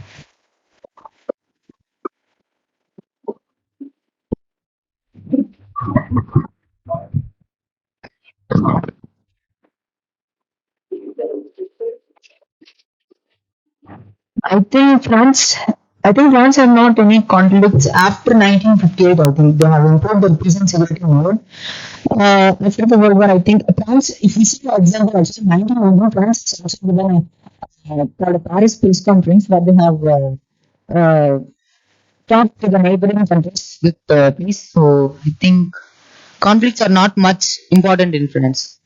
They don't take it serious. This question is to France. In what ways has France contributed to UN peacekeeping? France has a tie-up with UNBC, that is Drug Free Society and Crime Society, which the only country has a tie-up with UN Drug Free Society and Crime Society is France. So I think this is a more valuable example for me. I am asking this question to France. What steps has France taken to ensure women's participation in the prevention and resolution of conflicts? France has taken many steps to ensure that women's discrimination is avoided. The main thing is to increase the number of women in ambassador positions of many countries. And they raised awareness and provided many education for every employees about the women discrimination. So I think they avoided it pretty quickly. So these are the steps taken by the France government to avoid women discrimination. I would like to raise this question to Japan. So, how actively has your country participated in anti-nuclear activities?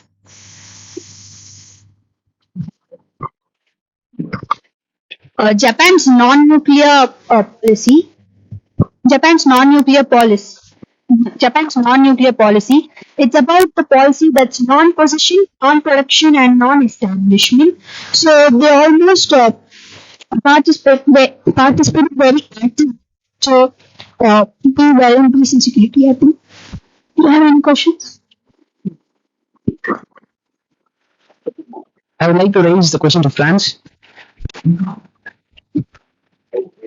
So the attack against women's human rights, defenders typically target the provincial behavior and the moral conduct at their sex life. Vindicate.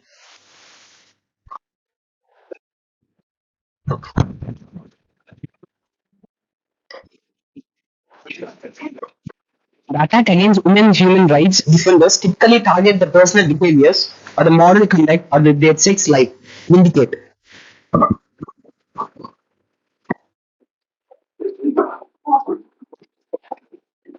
What are the policies that Australia has developed for its peace and security?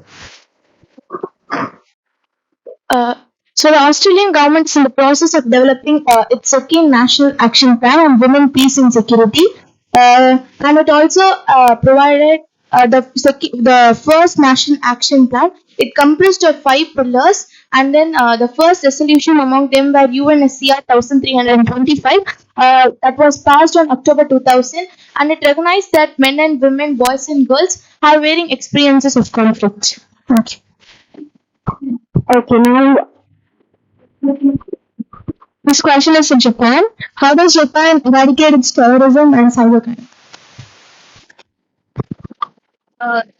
Japan took a new policy like a cyber security strategy, which they took the step to eradicate the cyber attacks from its facing from its neighboring countries. So this is one of the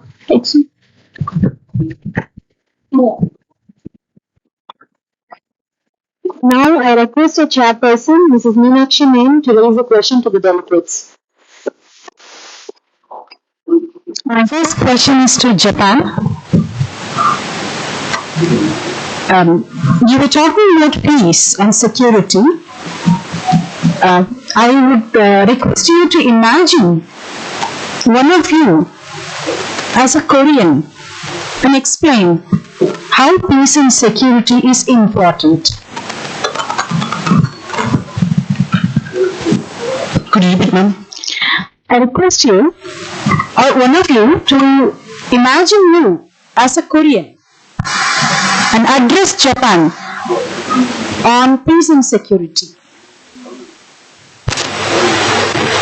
Imagine you as a Korean, maybe a South Korean, and explain me about the peace and security. So, according of to Japan. Okay.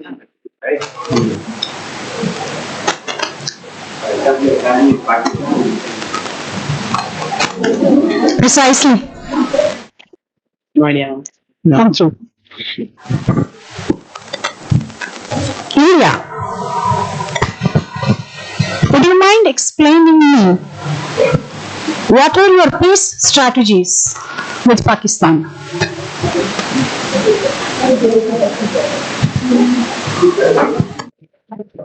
India is resolving conflicts by having a conversation between the government officials and getting over a point of what they are about to do and kind it. Okay, thank you. Question is to France. Are you a nuclear power? This is first part of the question. Are you a nuclear power? I think yes, because they have a strong military presence. Every country has a military power, but yes, they are forcing 70% of their taxes to military now. So I think they have a stronger military or a nuclear power resources. Yes, they have a nuclear power. No, ma'am, I think they have resources about that. I'm not sure about that. I think they have a resources. The other person representing France, what do you think? Are you a nuclear power? Ma'am, I think they have because, as he said, almost they will put every. Understood. That's it. I understood. This is one part of the question. When you think France is a nuclear power and you are a peacemaker, why do you need a nuclear power? Ma'am, for defense. For defense. For peacekeeping, you don't need to do if you are getting in conflict away, if I am in peace, if someone had make it threatening me or something, I should not be in peace all the time. Thank you, sit down. Okay. I'm talking about domestic issues of Australia. How peaceful are you? You're asking about internal peace? Exactly.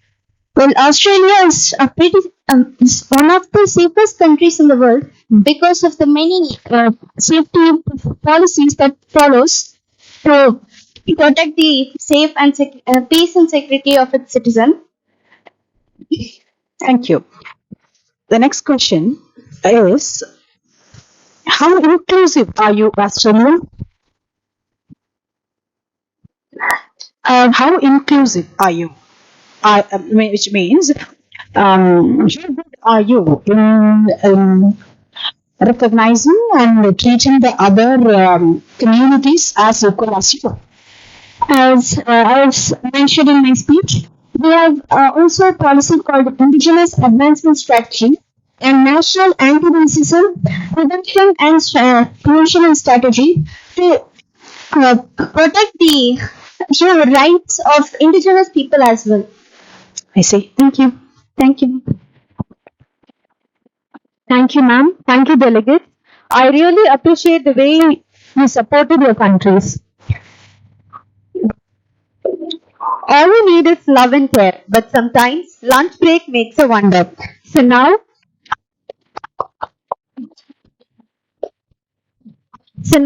we request all the dignitaries, delegates, and moderators to have a lunch break. Thank you. To discuss the topic, quality education and strong institution. The forum is open for discussion, so delegates can start their discussion. I request delegate of Germany can start their discussion. A very good morning to everyone. I'm Akriti Verma from Chennai Verma branch as a delegate of Russia. My topic is quality education, strong institutions.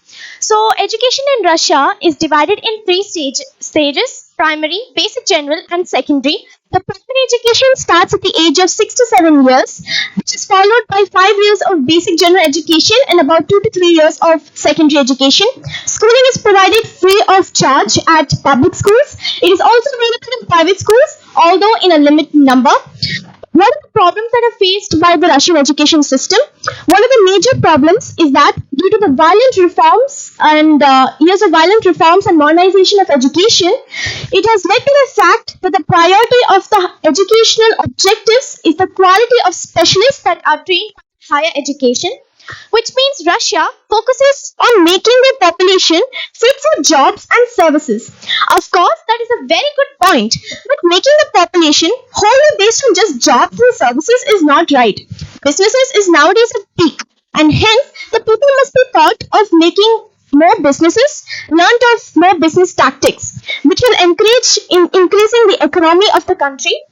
Next question arises: how has UN helped Russia in the educational sector? The literacy rate of Russia is about 99% according to the the rate of secondary education. UNESCO has provided many organizations that are implemented in the country in close cooperations with the governmental objectives. So, I would like to conclude my speech by saying that Russia is not a developed country, it is still a developing country. Thank you. Delegate of Russia can continue. Good morning to all delegates, teachers, and students present here. I'm Satvika from branch OMR. I'm here to form my speech about quality education and strong institutions in Russia. Studying in Russia is very cheaper than other parts of Europe. Russia's literacy rate was at 99.69% in 2021. Russia's higher education is well known for its achievements and focuses on the field of science and technology. But rather than its advantages, Russia is having many disadvantages in it. And being an expat student in Russia is very difficult, not only with studies, also with first accommodation, climatic condition, cheating agents, corruption, etc. And then in few colleges and universities offer schools in English in Russian. Food and accommodation is always a problem for a person who goes to abroad. In Russia, incidents are largely related to the highly preventable risk factors such as unhealthy diets. And if you prefer to stay in PG or rented rooms, it is very costly than the hostels provided by the colleges. Be aware of cheating agents in Russia. There are many cheating agents acting like official representative of the university. Multiple scams and frauds have happened in past many years. And then Russia's climatic condition is really unfit for some students like Indians. And in because Russia fell below 0 degrees, it offers a major disadvantage to study there. There are some cases of corruption on certain universities, but this is rare and not in well-renowned universities. Let us see some ways to improve the quality of education in Russia. They are by improving better standards, quality of education, and an improvement in education sector, adaptation to new technology. And then let us see some ways that Russia had made to its education system. They are state education strategy, increase in higher education enrollment, and then private education. Improvement in this education sector will improve the quality of Russia's human capital. As a human capital contributes greatly to the country's economic growth. So, educate everyone. Thank you. Delegate of Australia can continue. A, a warm welcome to family of Narayana Schools. I am K. Sabarishwar from Medavakan branch, and today I am going to share my knowledge on quality education in strong institutions on behalf of Australia. Australia is the sixth largest country and it is known for its curriculum as it supports both domestic and international students. Importantly, Australia has a 99% of literacy rate, but still, there is a catch. Australia only has a 74.3% of employment rate. This is because of less job opportunities and need a better quality of education. To support this point, I built a survey done by UNICEF on a basis of quality education. Australia ranked 39th out of 41 countries. Now, let me share some ways Australia tried to improve its quality of education. Australia had given free education in government schools for Australian citizens. Australia has also introduced many schemes like Higher Education Loan Program, also known as HELP. And importantly, Australia's fund has been raised up to 53% from the previous to education sector. Now, from my point of view, let me give some resolutions which Australia can use. Few of them are like they could improve the quality of their teachers and hire more teachers. They could bring a lot of institutions to give job opportunities. And I would like to end my speech with a quote of the first Prime Minister of Australia. It is the duty of the state to educate and the right of the people to demand education. Thank you. Delegate of Australia can continue. A very warm welcome. A very warm welcome to one and all present here. I am Vijayadashini from Medavakan branch, the delegate of Australia representing on the topic quality education in strong institution.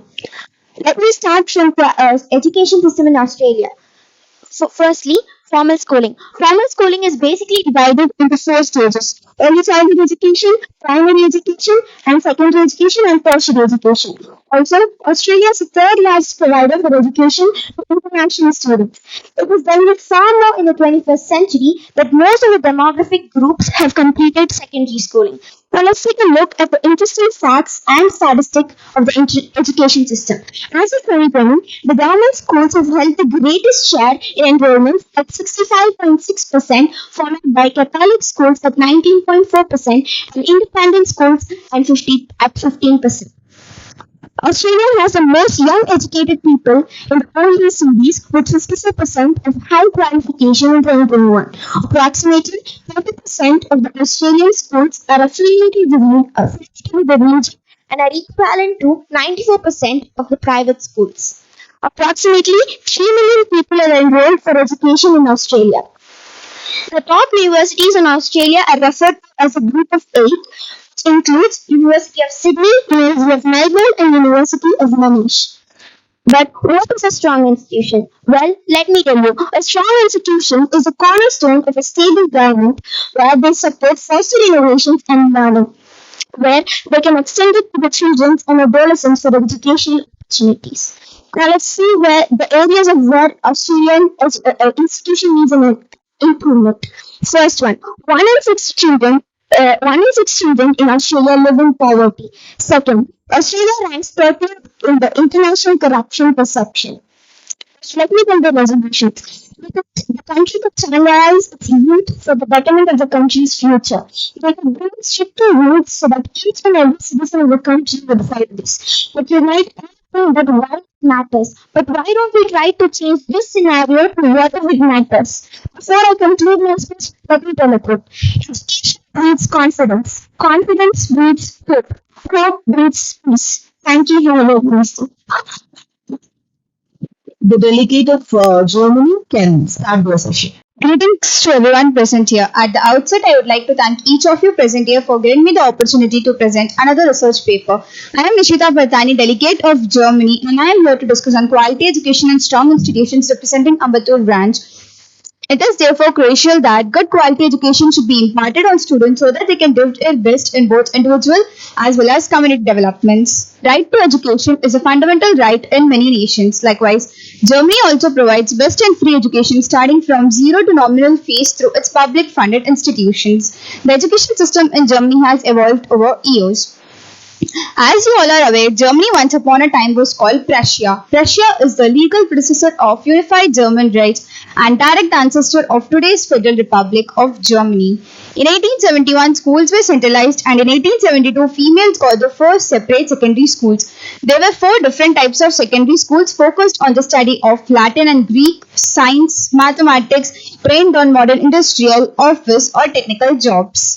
The curriculum was pretty much similar after the First World War. However, the Nazi era was there from 1933 to 1945, and the Nazi ideology was also involved in the curriculum.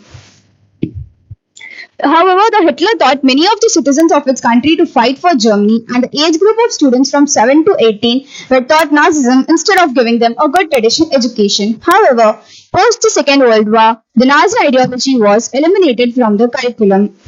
What is the problem faced by international students while going and studying in Germany? The problems are social and cultural differences, finding a job, and etc. The Germany will help them in the following ways. It will advocate for safe places, advocating for good campuses, and the university should provide the placement for their students. To conclude, I would like to say that for achieving good quality education, it will be only possible through strong institutions. Thank you. Delegate of Germany can continue. Education. Education is the most powerful weapon which you can use to change the world. I am Dinesh from Ambattur branch representing the delegate of Germany. Quality education, strong institution is the first sustainable development goals. Germany. Officially known as the Federal Republic of Germany is a country in Central Europe. It is the second biggest country in Europe after Russia. In quality education, Germany ranks as the 5th worldwide with a percentage of 0.914. German school system is divided into 5 levels, that is early childhood education, primary, secondary, tertiary, and continuing education. Study and settlement in Germany. Of the 426 higher education universities, German has always been a study hub for international students. Reasons for choosing Germany by international students. Affordable tuition fees. Germany offers most cost-effective tuition fees, far more affordable than most countries. Practical approach. German universities, except for teaching academic year, they also provide the practical orientation. And next one is countless study course. Germany offers a worldwide variety of study courses where the students can study the course to choose and study with the quality education. Safest country to live. Germany is one of the safest country in the world where we can have a quality life with a quality education and live without any insecurities. We can study in Germany for free. Anyone willing to pursue higher education can study there for free. All they need is to attain an eligible requirement and clear the entrance exam which is set up by the school or the universities. And even if you have to maintain a certain amount of money in your bank account to show you that you are financially stable and make sure that you can support yourself in European countries. If there is an advantage, there is also a disadvantage. If there is a problem, the most Western countries in Germany are facing unstaffed, and by this the government universities has taken action by showing them that importance of teaching profession. As the time is running out, I can conclude that Germany is one of the countries where you can have a quality life with a quality education. Thank you. Delegate of India can start their discussion. Good afternoon to one and all present here. I am SP Payaljan, delegate of India from Arambakam branch. I'm here to talk about quality education and strong institution. Education is the backbone of our nation. Quality education constitutes the heart of sustainable development. It serves as a force multiplier that drives economic growth because it enhances skills and opens opportunities for better livelihoods. Education transforms lives and is at the heart of UNESCO's mission to build peace, eradicate poverty, and drive sustainable development. For the first time in 10 years, reading sectors have improved by 7% since 2014. India is still lagging behind the world with a literacy rate of 86.3%. According to the census, in the latest years, the state with the highest literacy rate is Kerala, which is 81.8%. In Maharashtra, the veteran schools operated without a building, percentages of the girls fail to enroll in school. So government should ensure proper steps towards education. I dream of digital India, where education is strength and empowers people, says Narendra Modi. The schemes which were introduced by government are Sarva Shiksha Abhiyan and Right to Education Act. My suggestions regarding improving the education are that the government can provide free education to the children who are poor and also abolishing the child labor. Let's conclude that education is not the amount of information that is put in the human brain. It must have life building accumulations of ideas and character making skills. Then only something can be gained in the world. Most probably, students are ignorant about it. Thank you for giving me this wonderful opportunity.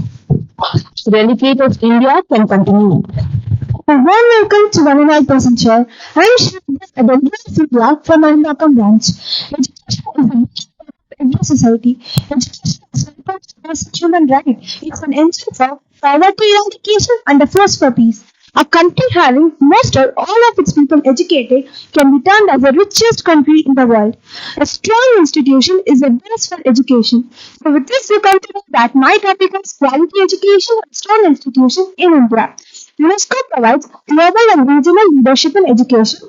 It strengthens educational systems worldwide and responds to contemporary global challenges with gender equality as an underlying principle. The educational system of US ranks third worldwide because of its strong institution. People from other countries also come and study in here. So when coming to India, everyone in India has the fundamental right to education. Education is the one that helps us to acquire basic literacy and numeracy. Enrollment in primary education has risen from 83% in 2010 to 88% in 2017. People from many states of having large members from scheduled castes, scheduled tribes, and minority communities have also started getting educated. The education system of India ranks fifth worldwide because of its strong institution. One of the topmost educational institutions in India is Tata Institute of Fundamental Research in Mumbai. So my suggestions to improve quality education and strong institution in India is that we have to make sure that the government schools in India has a good facilities and proper educational system. It is also very unfortunate that India focuses only on the educational system of urban areas. But if it focuses on the educational system of rural areas too, will develop furthermore. So let's all join our hands together to reform our country to have the best quality education and strong institution. Thank you for giving me this wonderful opportunity.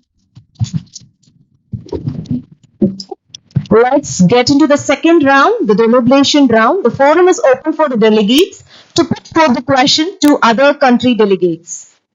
My question is to the delegates of India. Can a few ways your country try to improvise a strong your institution for quality education?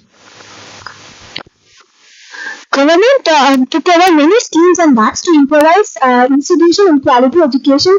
Some of those are Right to Education Act in 2009, Sarva Shiksha Abhiyan, Midday Scheme, and Teacher Education. Thank you. Is quality education important for having better jobs? My question is to Australia. Sorry, John. Quality education is important for a better job, which makes us more idea and lead us to success.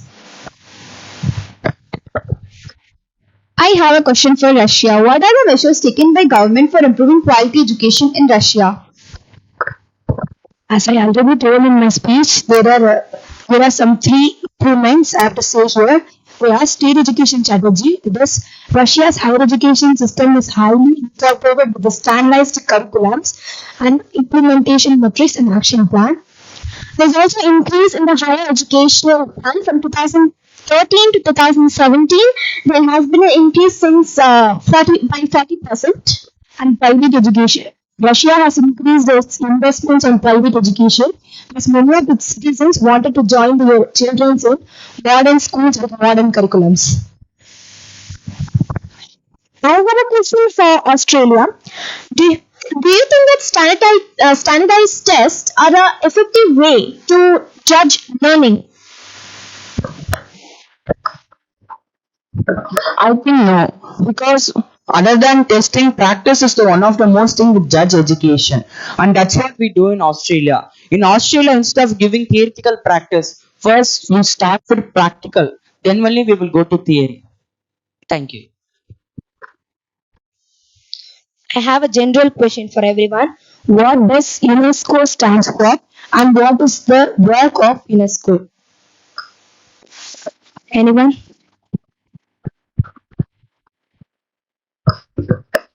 I repeat, what does UNESCO stands for and what are the work of UNESCO?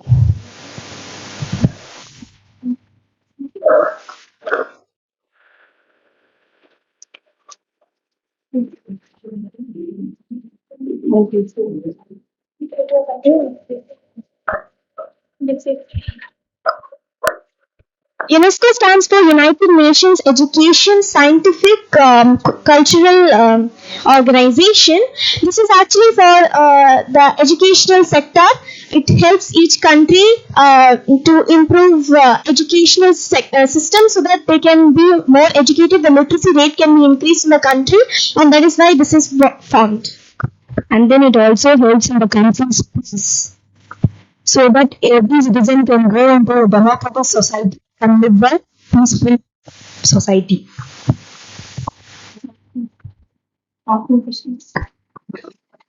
We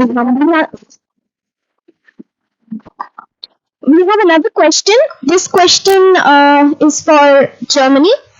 Do you feel that the current way we are educating children fully prepares them for the needs of the 21st century? What are your opinions? Of course, because German education system is always advanced and they prepare for everything in the future. I think German education system is prepared for this also.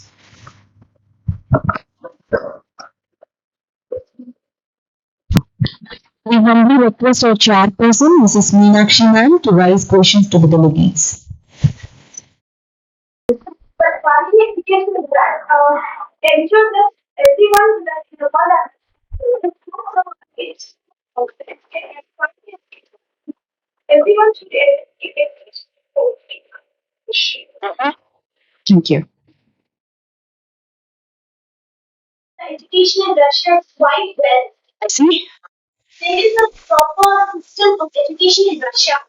The thing is that the education is provided to everyone, and also the literacy rate is extremely high. Literacy being able to read and write. Education means like being able to understand what are their rights, understand their life purpose.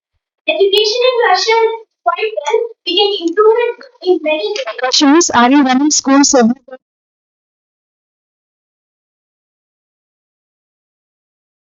Study for less tuition fees and accommodation, food and everything is less there compared to India.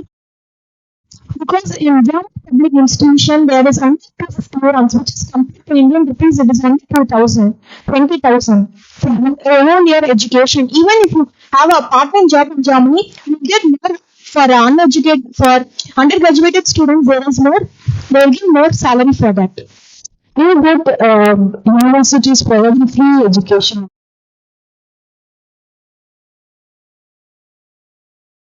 In Germany, they give free education, but there is a quality, ma'am. You mean Germany provides quality, India doesn't? Not all the universities in India are like that, ma'am. Listen, okay. Thank you. Question? Yeah. Not like expecting more teachers, ma'am. Like Australia itself can produce their own teachers. Currently, questions. Some of the countries understood that Australia needs more number of teachers.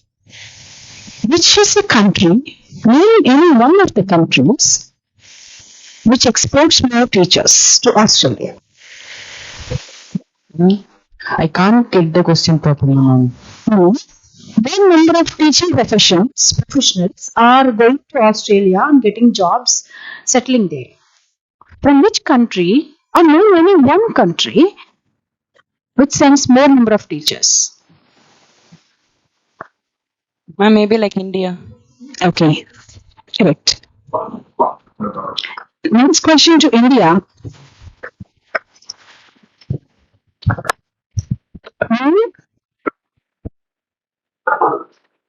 In one program which India had in ancient India, which was abolished by the Britain, but later they adopted that in the European countries.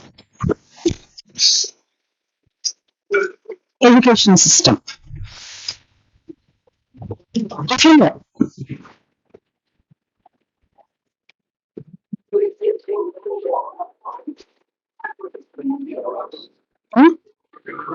Russians. You have a great educational psychologist who turned the world education upside down, from the behavioral pattern of education to the experiential mode of education. Would you mind naming him? Can you please repeat the question, ma'am? We are not getting the question properly. I will definitely repeat. The question is, please name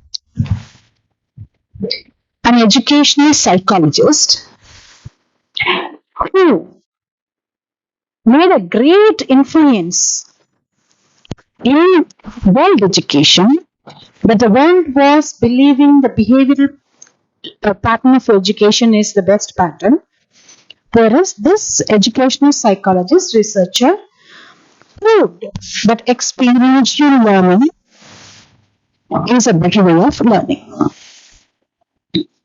Okay, thank you. The forum is open to discuss the topic technology, industry, university, and infrastructure. I would like to invite delegates representing the countries China, Japan, India, and Russia. Delegates of India will start with Very good afternoon to this wonderful gathering. This is Srijana from Madurai branch, representing my country, India. Technology, India. India is technology in India. India is one of the leading countries in terms of technology. India has mastered design engineering and frugal technology. We don't believe in investing huge money as our economy won't allow us. We believe in saving on small investment rather than extravagant spending. In 2022, India stands in 40th positions out of 132 countries. Northern India has strong focus on science and technology. India positioned as one of the top 5 nations in the world as a space exploration. And the advantages that come with technology are definitely to be considered as positive, whereas the negative are not less either. Technology and education will go hand in hand only when it is executed with the proper guidance and supervision. In 2022 survey, India's GDP as a percentage of GDP stood at 0.66%. India is a top exporter of IT products. Industry in India. The major industries in India are iron and steel, textiles, sugar, chemical fertilizers, IT, insurance. The textile industry is the only industry after agriculture. It has a huge employment for both skilled and unskilled laborers. And the large scale industrial unit manufacturing, such as the defense equipments, chemicals, fertilizers, and telephones, defense equipments. Our country has made rapid progress in almost every industry post independence. Today, lakhs of people works in different kinds of industry. Innovation in India. Innovation in India. Frugal innovation is found throughout the Indian system. Example like efforts to crowdsource to drug discovery. Yes, okay. Thank you. Sorry? Yes. India has to develop in infrastructure programming things. I feel yes. Thank you.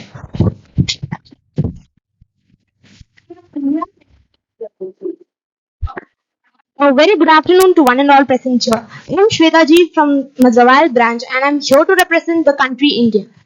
Science and technology are the stepping stone to the future of any country. In India, science, technology, and innovation have had a good impact on economic growth and social development. The country moved from scientific policy resolution to technology policy statement to science and technology policy and finally to the science, technology, and innovation policy. After independence, Jawaharlal Nehru, the first Prime Minister of India, initiated reforms to promote higher education and science and technology in India. The Indian Institute of Technology (IIT) conceived by a 22-member committee of scholars and entrepreneurs in order to promote technical education was inaugurated on 18 August 1951 by the Minister of Education Maulana Abdul Kalam Azad. More IITs were soon opened in Bombay, Madras, Kanpur, Delhi as well in the late 1950s and early 1960s along with the regional RECs, now known as the National Institute of Technology (NIT).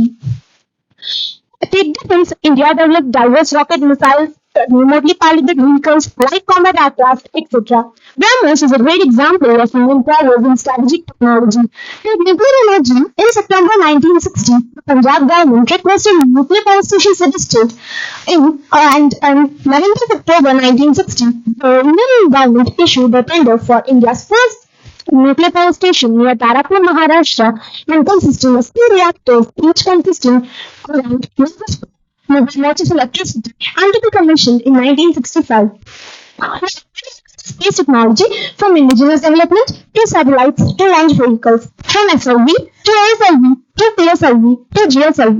India's first moon orbiter project, Chandrayaan-1 Mars orbital mission, or even the recent simultaneous launch of 20 satellites are brilliant examples. No wonder India is now ranked amongst the handful of nations of the world that have a credible capacity in space. In 2008, India signed a peaceful nuclear deal with the US, which gave it access to some nuclear materials and technologies. And it is very important to note that these developments in science, technology, and innovation have resources in a sustainable manner. Sustainable development is an emerging area because it addresses the socio-economic development of every human being. Therefore, India focuses on the development of technology, industry, innovation, and infrastructure in a sustainable manner. Thank you.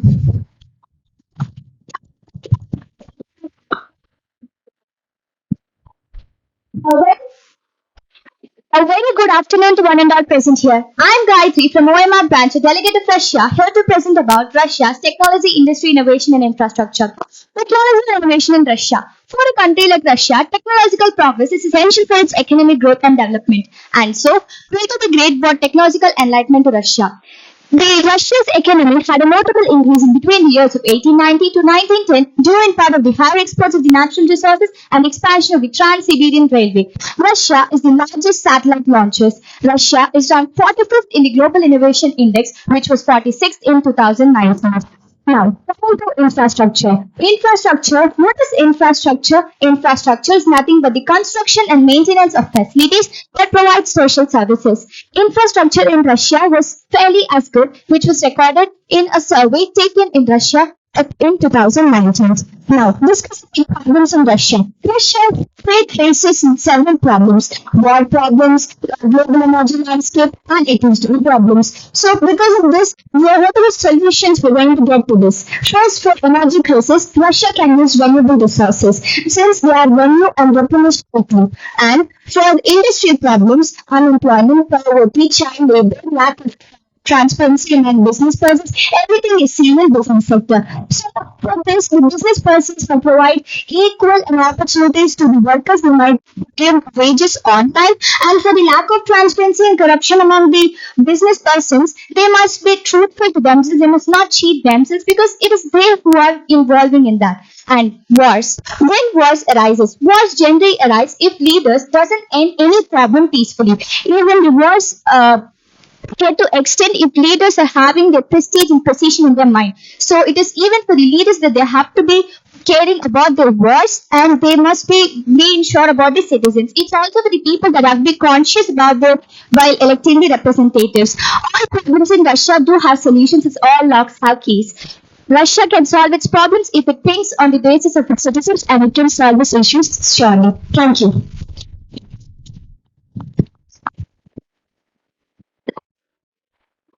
A very warm afternoon to one and all present here. I am Satyapriya from Palavaram branch. First of all, it is a pleasure to be taking part in the MUN contest. Today, I am here to deliver a speech about Russia's invention and industries. First, before I start, I would like to give a small prologue about Russia. By far, it is the world's largest country. It covers nearly twice the territory of Canada, the second largest. It extends across the whole of Northern Asia and the eastern part of Europe, spanning 11 time zones and incorporating a great range of environments and landforms. The inhabitants of Russia are quite diverse. I hope this gives you quite a small intro about Russia. Now, going to the main topic. Economy. Where do you think the economic wealth of the country starts from? The inventions. I'm sure everyone of you here knows about the periodic table that logically classifies chemical elements. This genius table, which is so often used in chemistry, is a result of hard work of a distinguished figure in the world of science, the Russian chemist and scientist Mendeleev. Now, what is the second thing that contributes to the economic wealth of the country? It is the industries. Russia's vast geography is an important determinant of its industrial activities. The country holding a large share of the world's natural resources. I'm sure it is a must to talk about the oil and gas industry in Russia while talking about the leading industries in Russia. Russia holds 17 billion tons of oil and 14 billion cubic meters of gas. It holds the number one spot for the world gas reserves. Estimation states that Russia may hold as much as 25% of the world's oil and is the world's third largest oil producer, just behind the US and Saudi Arabia. And that brings us to the end. I sincerely appreciate that I've had this opportunity to present to you. I'd like to thank you for your time and attention today. Thank you so much.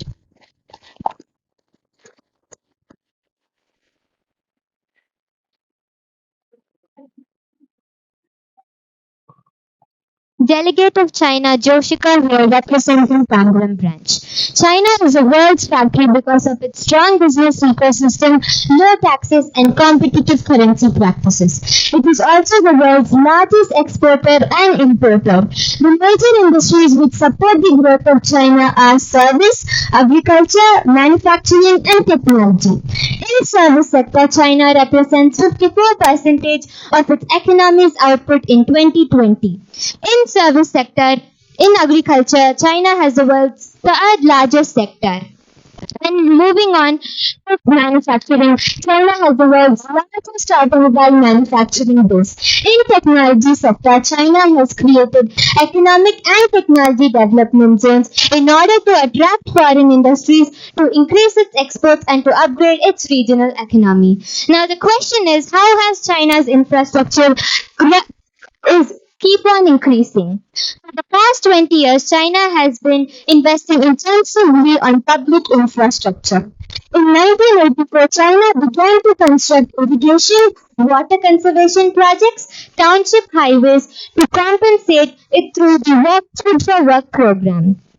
The Chinese government also spends 0.92 billion yuan dollars every year to make sure that rural highways are built in 5 to 9 poor counties in 21 provinces.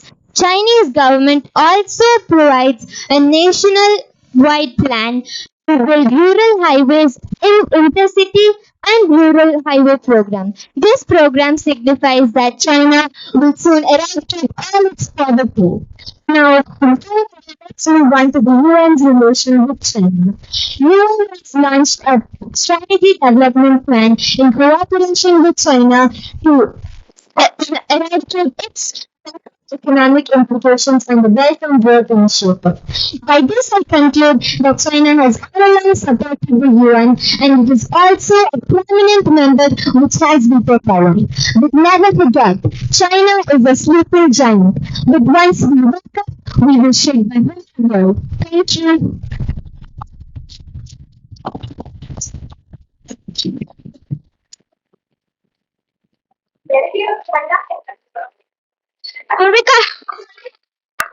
Kurika here, delegate of China, representing Hamburg branch. My country, China, is one of the largest member and chartered member of the UN since 1945. China's science and technology has an agreement with a series of strength and strengthening its knowledge, capacity building, and collaboration across the world. China stands 14th and 4th position in innovation and technology. The four great inventions of our country are filmmaking, printing, compass, and the gunpowder. Now, with this technology, we demonstrated a leading position in both technology and innovation. Made in China 2025 is an leading initiative which is founded by China and includes an enhanced technological power worldwide. In this category, there are several strategical sectors like artificial intelligence, new energy vehicles, aerospace equipments, and medical devices. We are also tremendously advanced in areas such as education, infrastructure, 5G telecommunication network, face and voice recognition, and fintech application. In 2016, we hosted a short video hosting service across the world, which is known as and countries progressing towards its military forces around the world, which is proved advanced globally and largest in both naval and air forces. The new initiative, green energy, which is adopted by China, holds 70% of the solar panels globally. During the pre- and post-COVID pandemic years, China did not get a direct hit on both technology and innovation. Let me conclude my speech by saying, no, China's growth is beneficial for the world, but it sinks raises tension directly and indirectly towards the West, especially US. Thank you and have a nice day.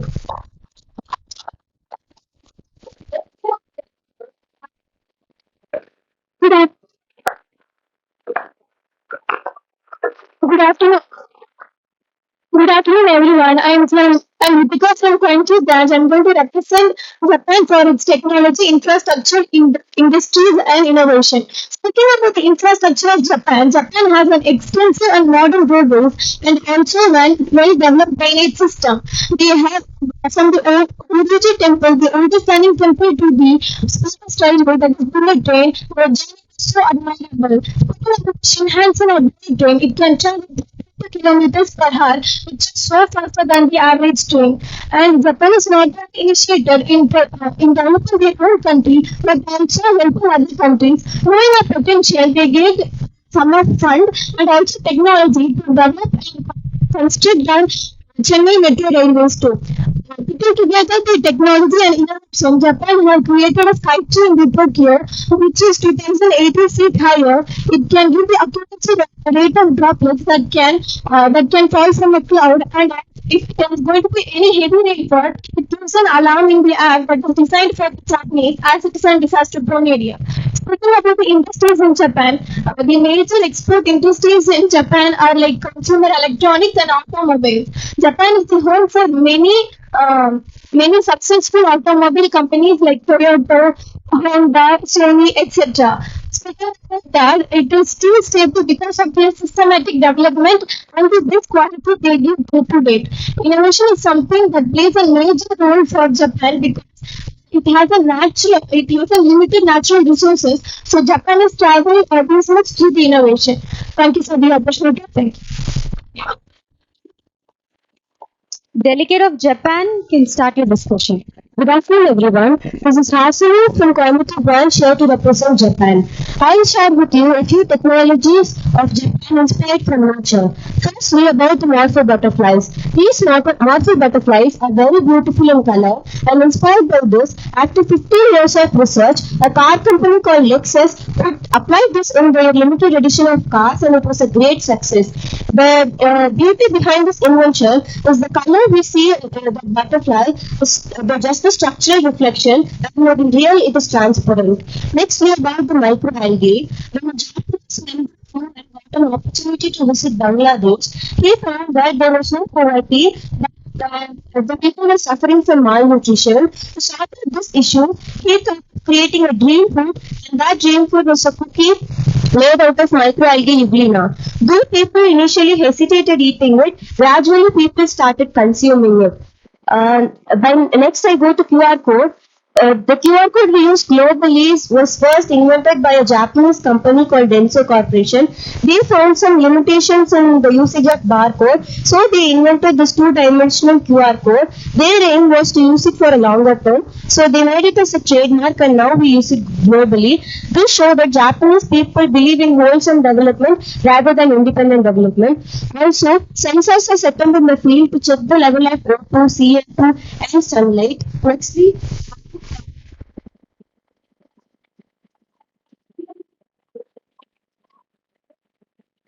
also, innovations are not only taken from the research centers, they give every individual an opportunity to give their idea. When we understand the issues of people and give a solution product for that, it will have a great value and obviously it will be a success. I would like to end the speech with a thought of a company. You make a wish and we make it happen. Thank you. Now, let's get into the second round, the deliberation round. The forum is open for the delegates to put forth their questions to other country delegates. Yes, I would like to raise a question to India. So currently INSTC is built among the countries of Russia, India and Iran. So what is the success rate in India? How is it getting improved?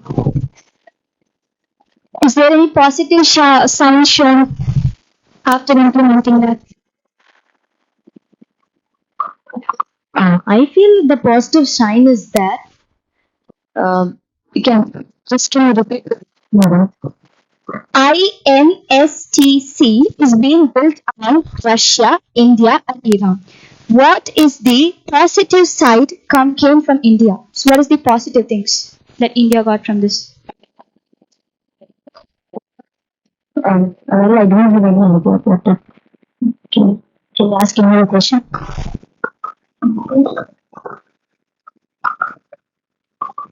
Okay. So you're speaking about modern technology, right? Do you think it's good for the country or bad for the country? Whether it gives development or it will increase stress? So modern technology gives the development for the country because it gives the technology is always like a two-edged sword. It will give many benefits as well as it will also give many disasters. So both benefits as well as disasters will be there. I'd like to explain about what is INSTC. Can I? Yeah. So International North-South Transport Corridor is the multimodal transportation of railroads, seaports, and road systems. So this is being made for the easy transportation, and also one time it's sent from India, it got profit. That's the answer to your question. Then I'd like to raise a gender question. Do you think robots will cause employment in future? Why or why not? To all the countries. I don't think that robots will cause employment because if there are robots, why do we need employers? So because if we need, of course, we need robots to do some correct operations like in dental and hospitals. More than a human, a robot can do it properly. But when it comes to making robots, definitely we need a human. For your answer, robots, I don't think robots will be more useful to society. But our topic is actually about robots, right? It is about technology. So if the humans are ones who invent robots. So why not they give positive things, the robots? Yes, but what happens if there are any problems with it? Okay, so but problems, how can it arise? It is because our side we are creating it for our beneficial, right? How can it give? But in the same place, your question was how can it improve employment? No, you have asked that, right? Not employment. How can it benefit for humans? So, okay. So if you see in education like system, a robot. Your question was employment as well as for beneficial both. No, you meant that now, but earlier the question was that. Yeah. First I asked employment. Second was it beneficial both. Okay. Now you want to change. Not changing one. She answered for the first question. Second one. Okay. Beneficial. Yeah. Mhm. Using a robotic Using robots in education system does not allow us to get a proper education in that robotics, but in areas such as artificial intelligence and like machinery areas, robotics will be having a beneficial areas in that. In certain areas, robotics can do the employment, but in certain areas, it can't be an employment. Right. I would like to question to Russia. What is the backbone of Russian industry? Yes. So, backbone of Russian industry is nothing but the development of industry. Since Russia's got into wars, it is getting more and more depressions only because many members are leaving it aside.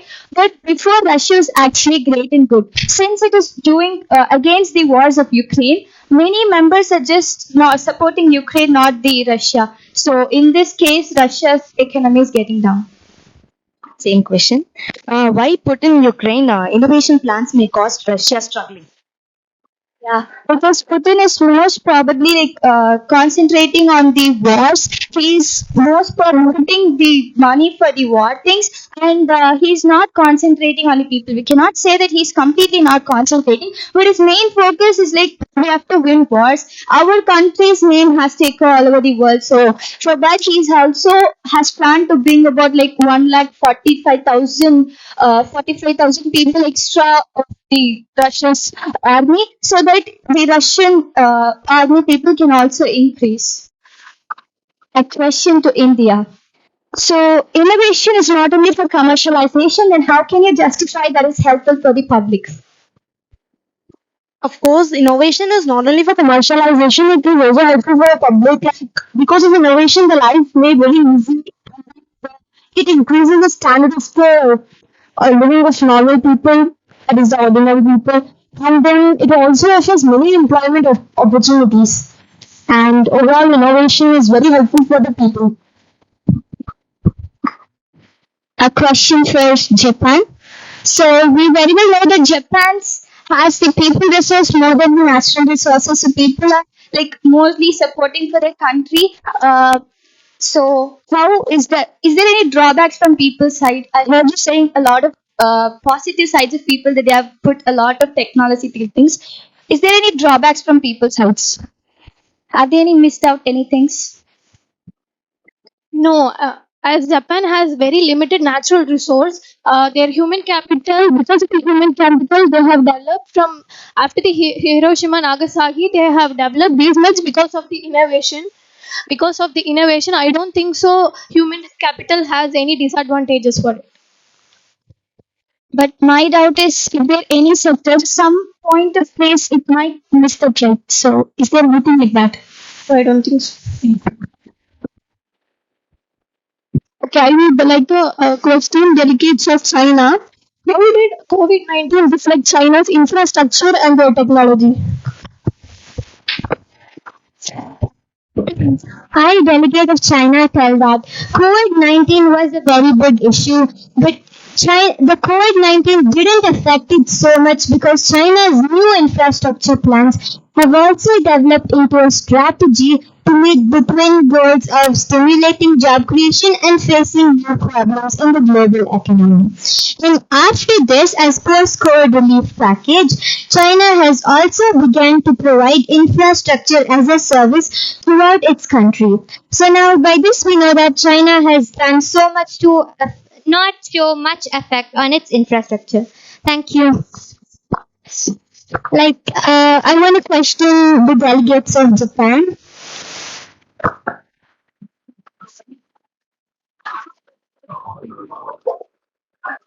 So, how Japan referred that every innovation has disturbed in their peace and security, healthcare. Then how did Japan face that?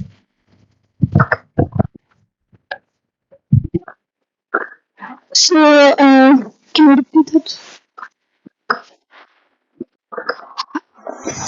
The innovation, in every innovation that is depends on the security, healthcare, like how Japan faced and solved that. Innovations are also to create new innovations. People are also given their opportunities, Speaking about their safety, guide as it's a disaster-prone area, guidebooks are provided for every household in 3 languages, and also apps are installed to give them an alert before any disaster. So I have a question to Russia. What type of economy does Russia contribute?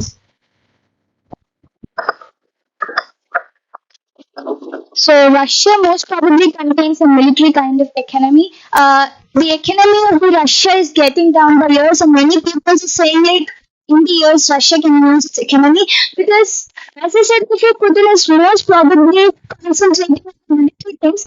I don't know whether he is cautious about the people or not, but they are saying like the economy of the Russia will get down in years. Okay, that means that Russia is not facing on the demonstrates or the socialists or the military. So I'm not coming to tell like that because dependent upon everything for all its sectors, Russia is losing its economy because after its support for this, after its against of this Ukraine, many people have been leaving this Russia. So they are like actually the economy. It's dependent fully upon all the sectors for everything. So if that's case, if one person is leaving means the Russia's economy will get down, right? Okay. Thank you. I like to raise a question for Japan. I want to know how is your military sector? Military sector. Is there military sector? I don't think so. It is in the topic, so I don't know much about the military sector. Good answer.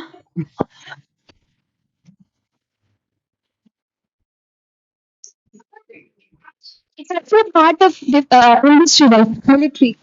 Defense industry. It's actually the defense industry. I would like to question Russia.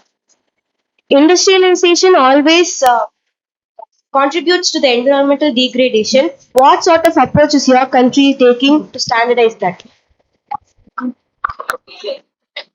I'd like to answer this question. I like to answer this question. So, industrialization generally leads to degradation. So, what most probably you can see general cases. So, whatever is being produced in industry, generally they leave it in the reverse and everything. So, now what they are doing is they have put up a special water purification system called amplifier, which is actually helping in the industrialization. And by 2060, they have aimed to get zero carbon emission, and by 2035, they have put up a plan like somehow we have to get rid at least half of this. By 2060, they have aimed completely get rid zero carbon emission in Russia. Okay, now I request the chairperson, Mrs. Meenakshi Ma'am, to put forth the questions to the delegates.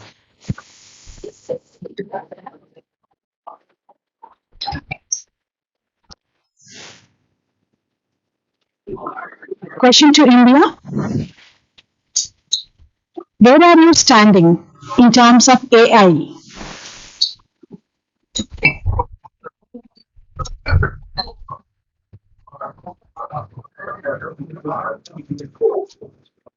India, where are you standing in terms of artificial intelligence? What is your role?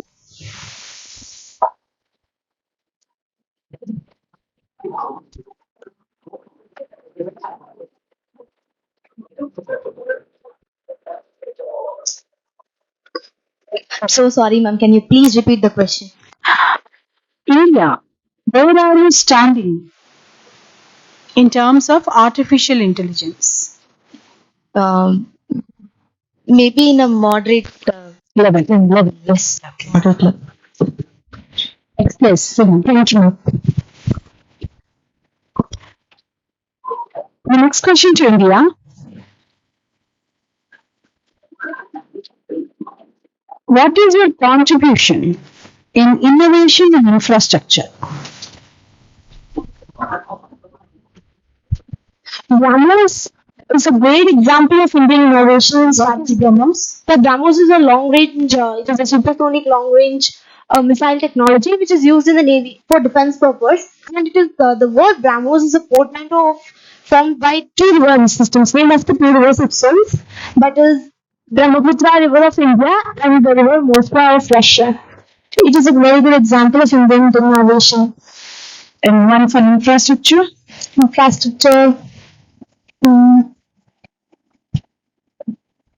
is India's space technology. India's first main orbital project Chandrayaan-1 is also it's a very good example of infrastructure because it helped many people there because of satellites. They got education and Thank you. Sit down. Next question to China. When it comes to technology, are you restricting yourself only in-house or are you open to the world? Ma'am, actually the technology China focuses on technology more because it does not want to put inside country itself domestically. It wants to show its technology in globally ways, such as that artificial intelligence, that energy vehicles which are latest advanced, and the green energy system. That's why it shows globally, not only in domestically, ma'am. Mm-hmm. Okay, thank you. Thank you. The next question to China again. What is your contribution in infrastructure? Actually, ma'am, China provides actually infrastructure as a service in the country, and this is one of the most important things in there. And it also provides IoT, Internet of Things, and artificial intelligence, and many other infrastructure programs to the country as a service, ma'am. To their own country, you mean? Yes, only to their country, ma'am. Okay. And how about the quality of their industry and infrastructure in China? The quality is very good, ma'am, but China's infrastructures aren't permanent. They only provide rapid innovations to have a competition with the US, ma'am. Because both of them, as everyone knows, they're having trade wars and many other things. Thank you. Thank you. Instead of Google, they use the application known as Baidu, ma'am. And instead of Amazon, they use the app as Alibaba. In that, which shows that innovation and technology are very far away in the How am I'm supposed to understand because you raised this. Please enlighten me. How Google is not superior or not equal to any of the Chinese mode of social media? Ma'am, I was coming to say that you were asking the question that Okay, now you answer me. Why Google, YouTube, or Twitter, or WhatsApp is not allowed in China? as China thinks that US is a competitor and everyone knows. Ma'am, actually, because China wants to keep its data safe, ma'am. It's only because of that China doesn't use any other Like, so why China is giving TikTok to the world? Ma'am, it's just an app, ma'am. So everyone can. Are they not taking data through TikTok? Ma'am, of course they are, ma'am. But China has its No, it's private just data. informal question since you raised that topic, not an issue. Sit down, please. Thank you, ma'am. Let's to Japan.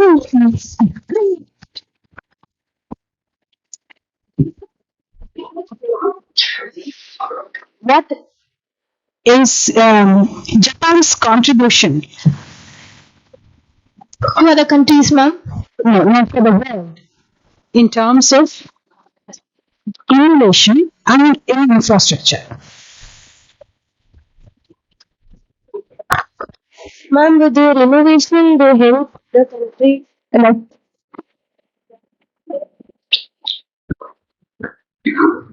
Like with the metro, they have helped us. Okay. And That's it? Okay, thank you. Russia.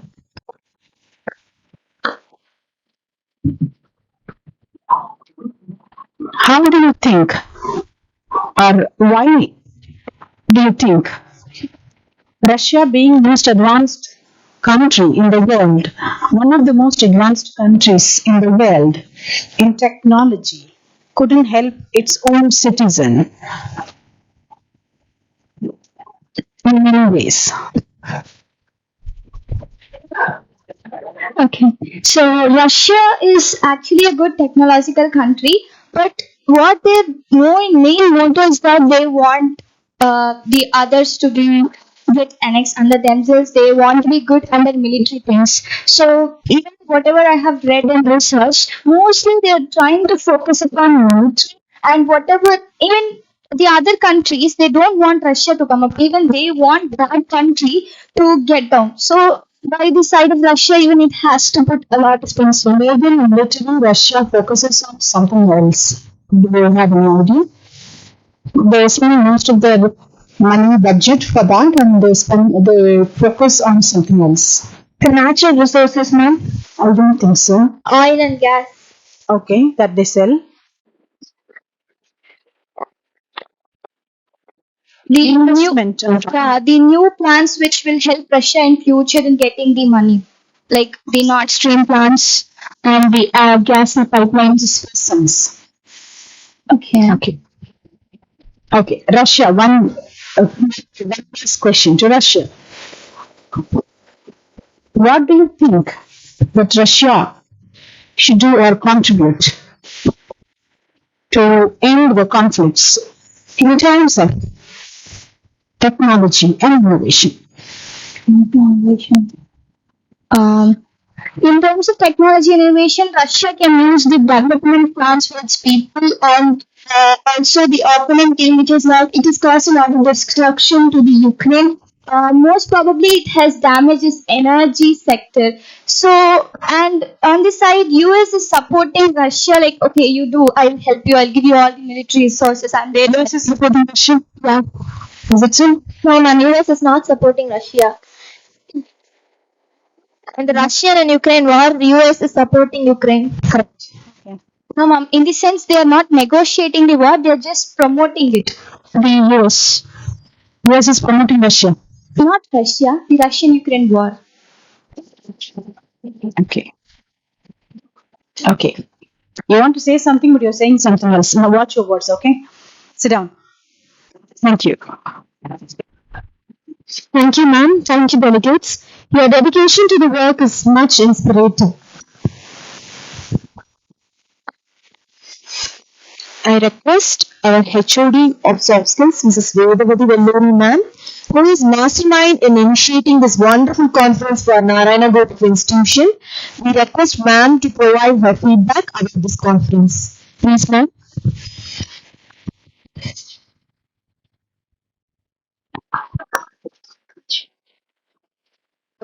What do I say?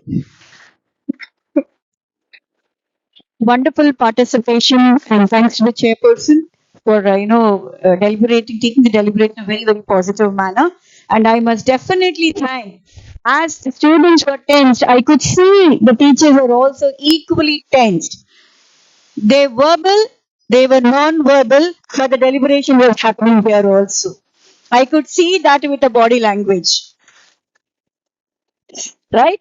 So hats off to all the teachers, social studies teachers, for giving a wonderful awareness to the students. And today, the work visualize it and see. Sincere effort is there. The outcome will be a superb outcome. Wonderful and amazing participation from all the students. This is one of my dream projects. When I've taken up the position as a HOD of the soft skills department, I wanted this one to be one of the projects where Narayana Group should also be part of, where people talk. It is not that international schools, even Narayana school students are part of NUN. Today my dream has come true. Pan India it is happening. My special thanks to all the social studies department, social science teachers who really supported the entire project and taking it a lead. In fact, let me tell you, ma'am, yesterday we had a similar kind of a deliberation in Chittoor, and 10 students, there were totally 35 students who participated, and 10 students, they came back, they were not satisfied with the time given to. They said, ma'am, this was part one, we are ready for part two. Part two.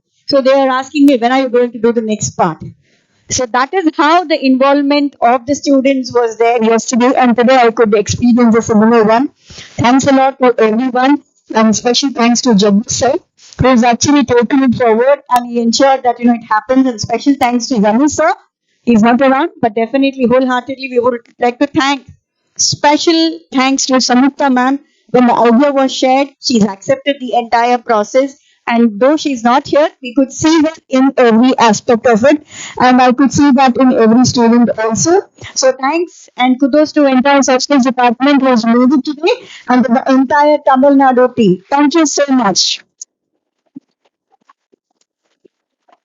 Thank you, ma'am. Thank you. Thank you for your fantabulous speech. Now we request R&D Head High School Jagadishwar sir to provide his feedback about this conference. Please, sir.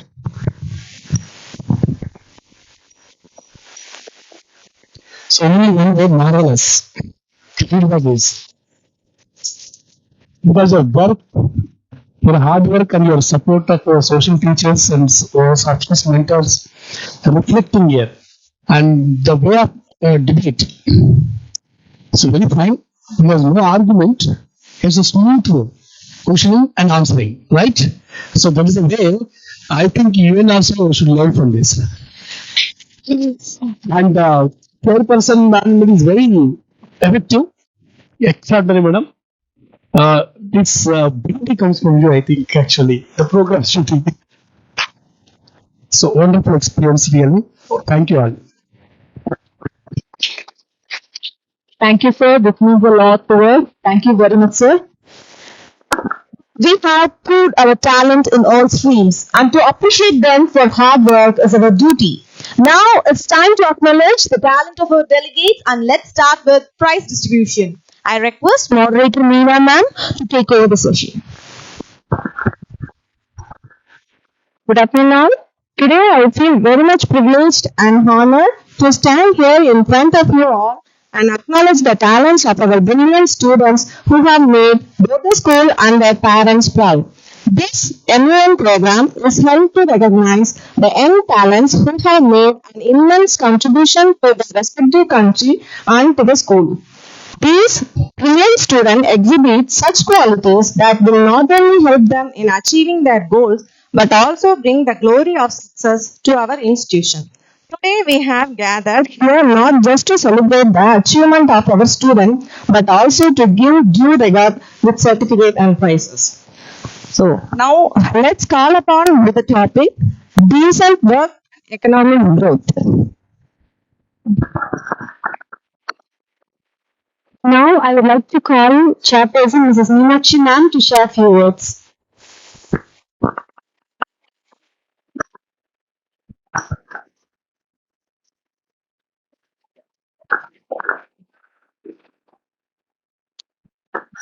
Now let's call upon with the topic decent work and economic.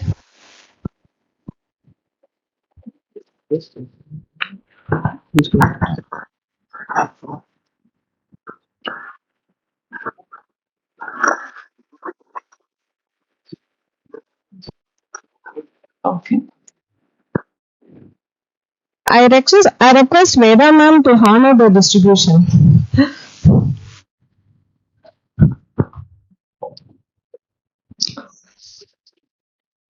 Yeah. I request Jagadish sir to honor the distribution too.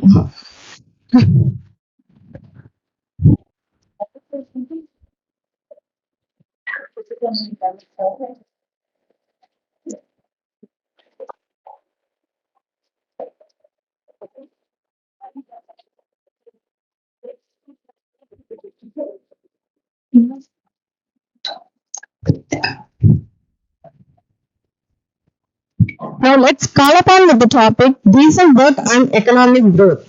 Ms. Swati S, Delegate of USA. I invite Ms. Swati S, Delegate of USA.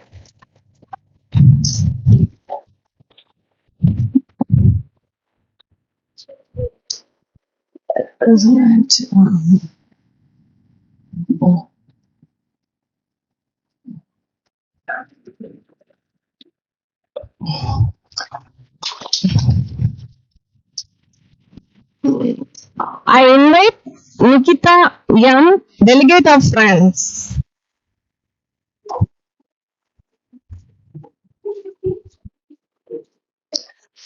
I invite Tejaswini GS, delegate of France.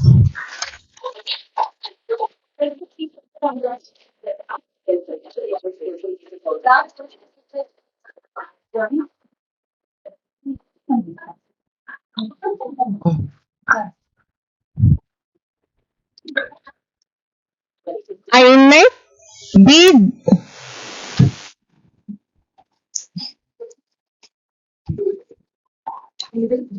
Yeah.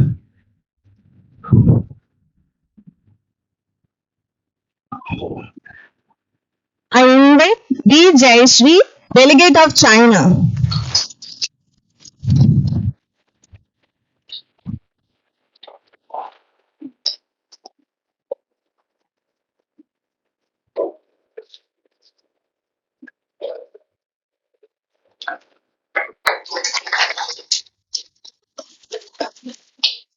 I invite B. Kavya, delegate of China.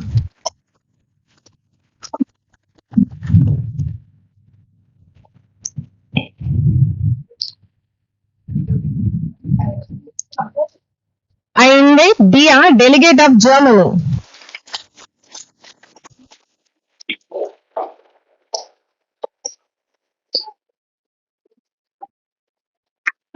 I invite Dina Dachayani, delegate of Germany.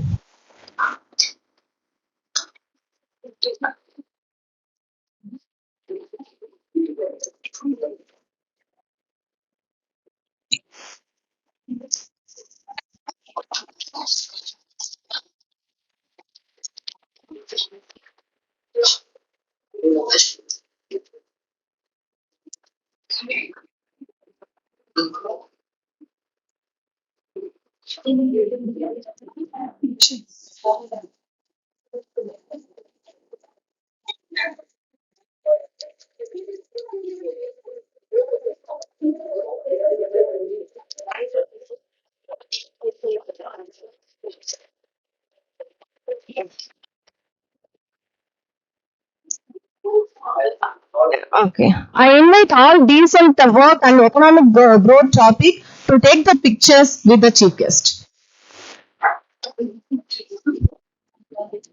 Please come along with your certificates.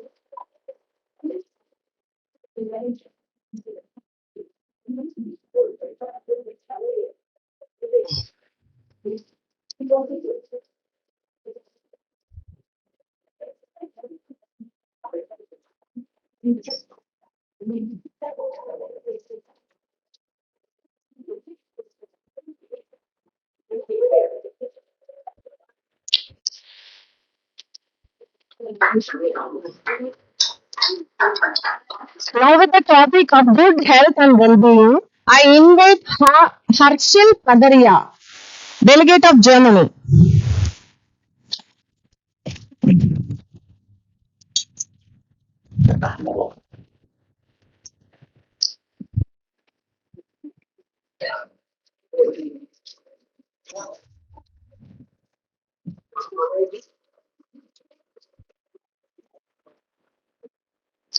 I invite Shivashri KR, delegate of Germany.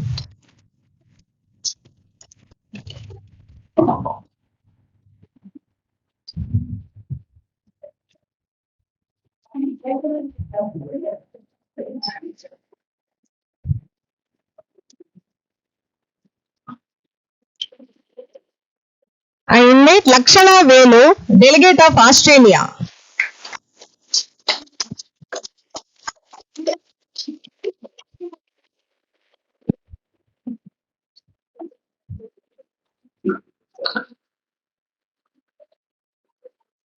I invite Rudrakshi, delegate of Australia.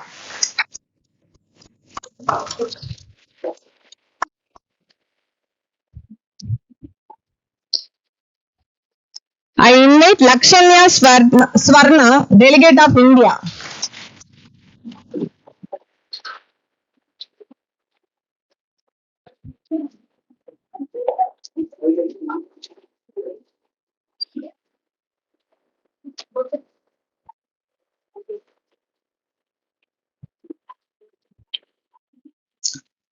I invite Pooja S, delegate of India.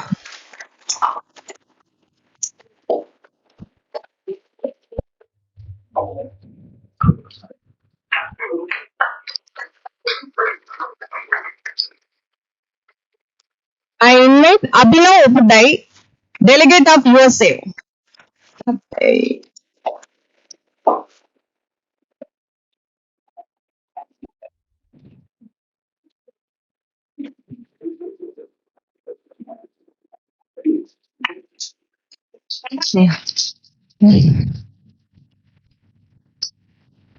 I invite B. Harini, delegate of USA.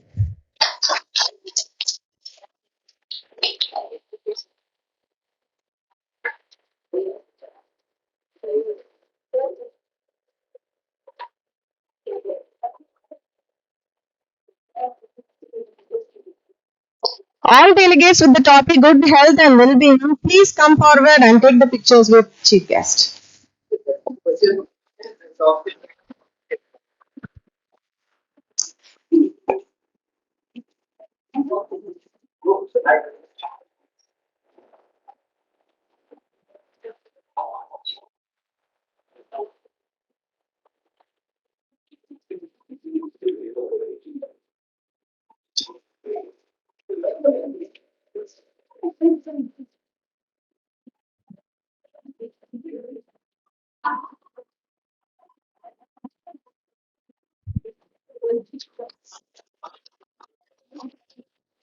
Now with the topic no poverty, I invite Sadhana S, delegate of USA.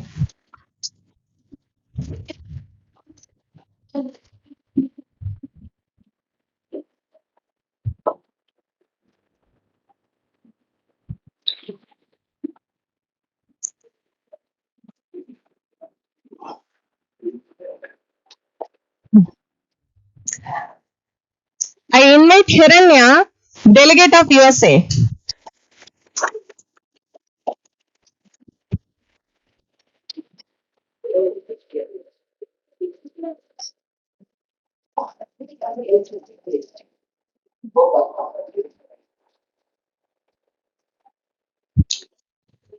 I invite ST Bavadarini, delegate of Japan.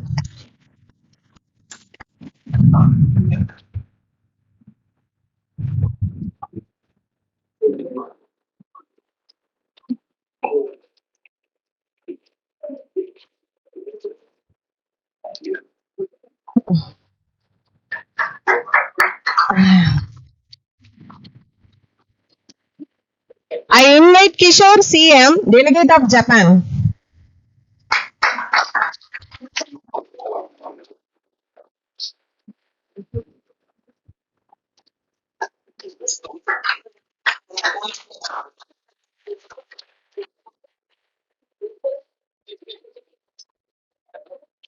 I invite SR Pragati, delegate of France.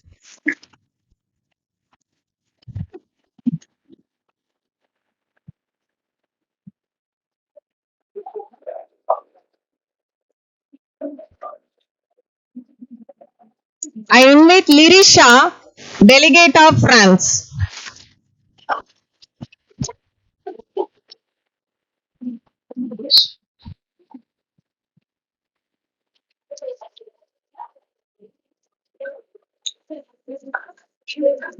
I invite Darshini, delegate of China.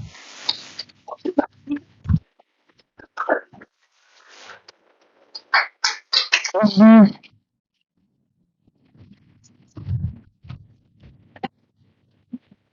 invite Pujita, delegate of China.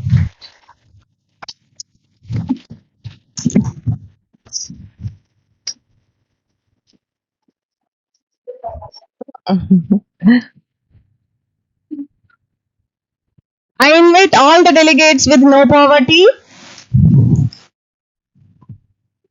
to take the picture with the chief guest.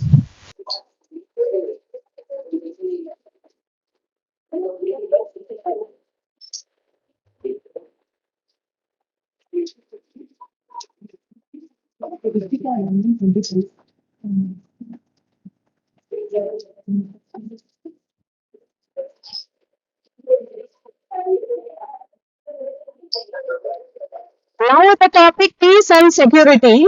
I invite Ritika, delegate of Japan.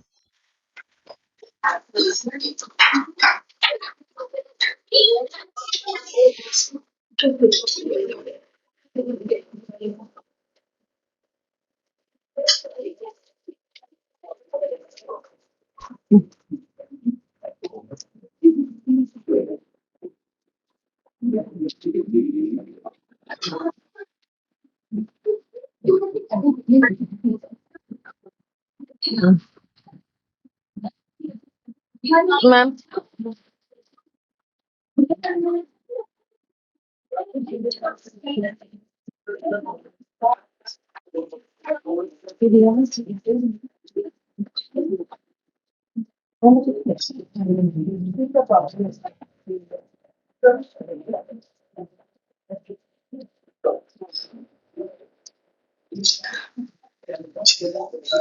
I invite Shikhar Pawan, delegate of Japan.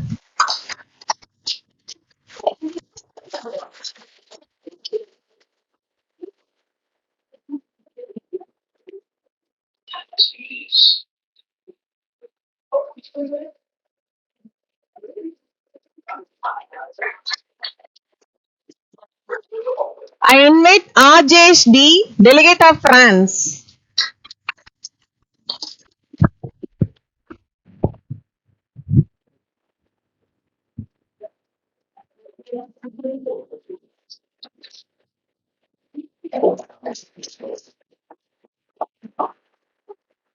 I invite Yagnesh Balasubramaniam, delegate of France.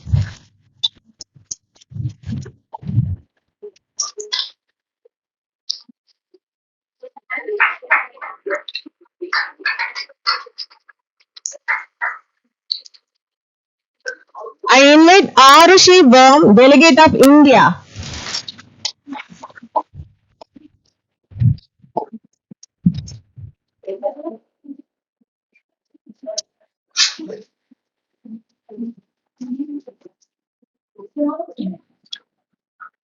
I invite Tarani Priya, delegate of India.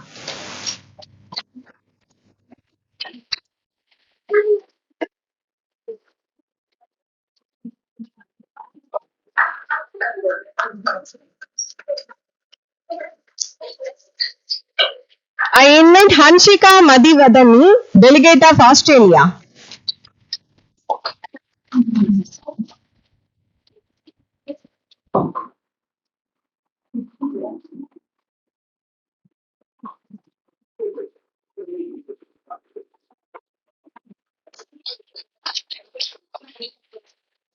I invite Stefina Anto, delegate of Australia.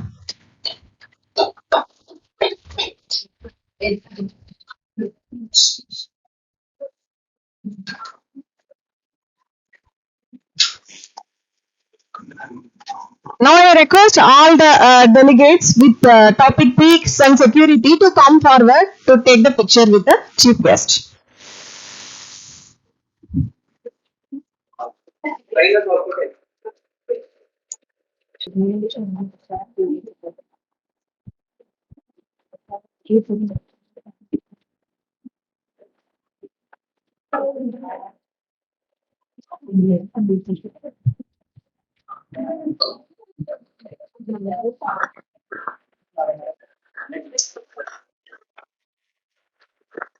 Now with the topic quality education and strong institution, I invite Nishita S., delegate of Germany.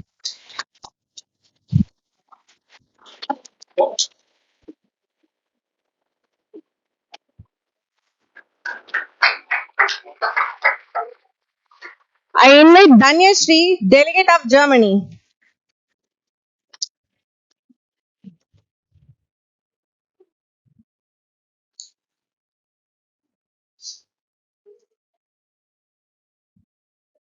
I invite SP Payal Jain, delegate of India.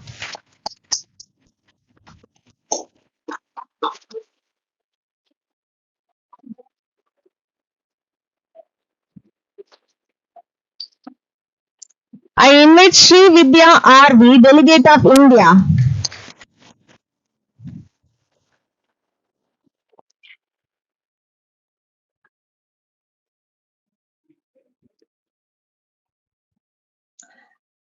I invite Sabarishwar, delegate of Australia.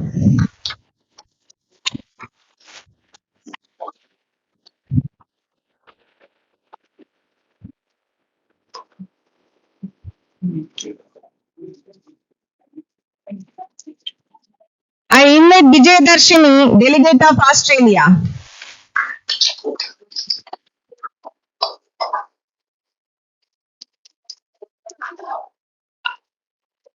I invite P. Satviha, delegate of Russia.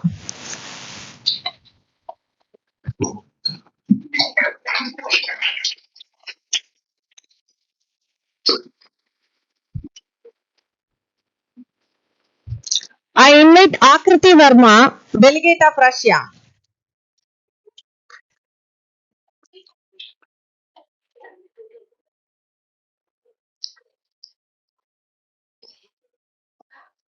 I request all delegates with the topic quality education and strong institution to come forward to take the pictures with the chief guest.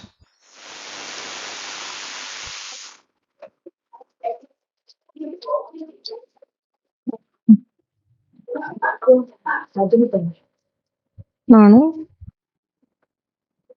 என்னோட பிள்ளைங்க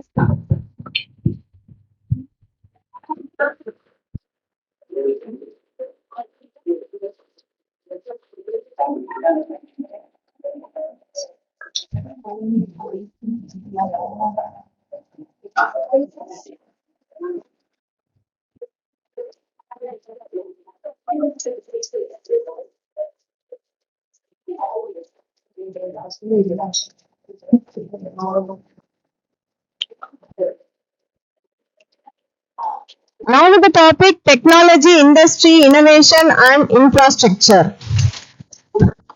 I invite Sweta, delegate of India.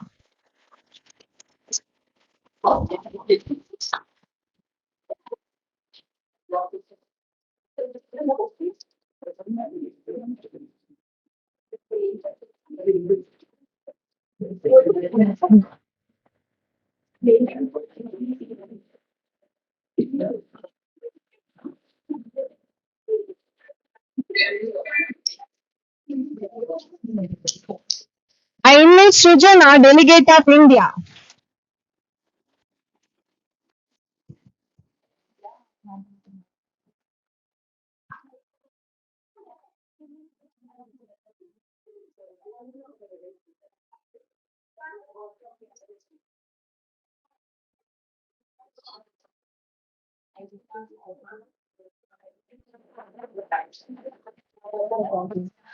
I request Gayatri, delegate of Russia.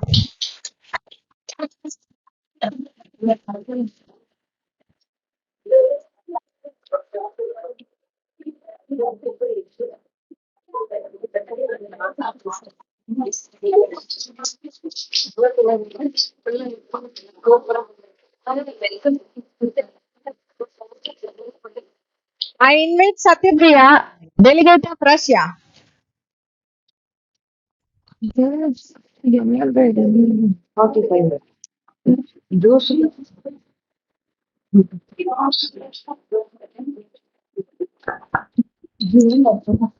I invite Joshika Perumal, delegate of China.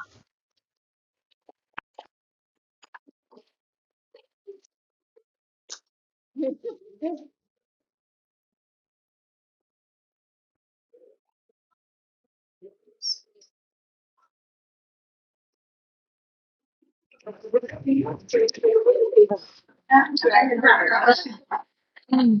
invite Purvika Prabhudas, delegate of China.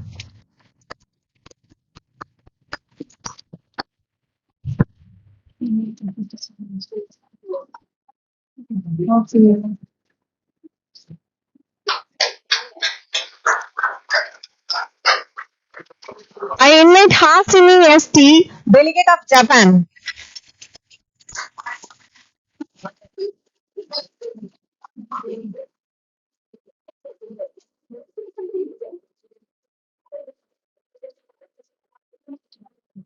I invite Lipika Casey, delegate of Japan. I request all the delegates with the topic technology, industry, innovation and infrastructure to come forward to take the pictures with chief guest.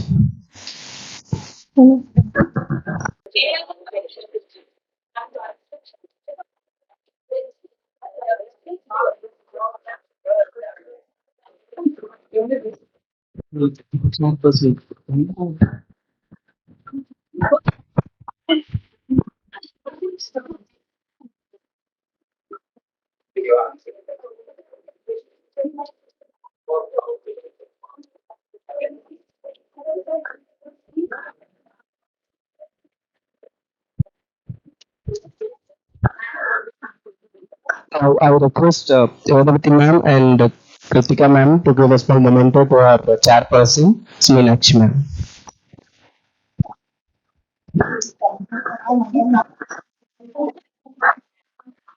Thank you so much, ma'am, for your wonderful support throughout the event.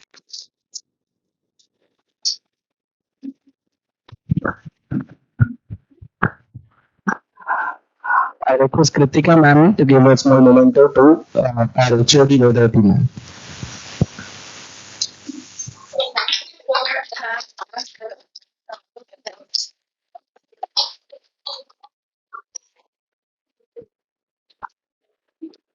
Also, I request Kritika ma'am to give a small memento to our soft skills team leader, Geeta ma'am.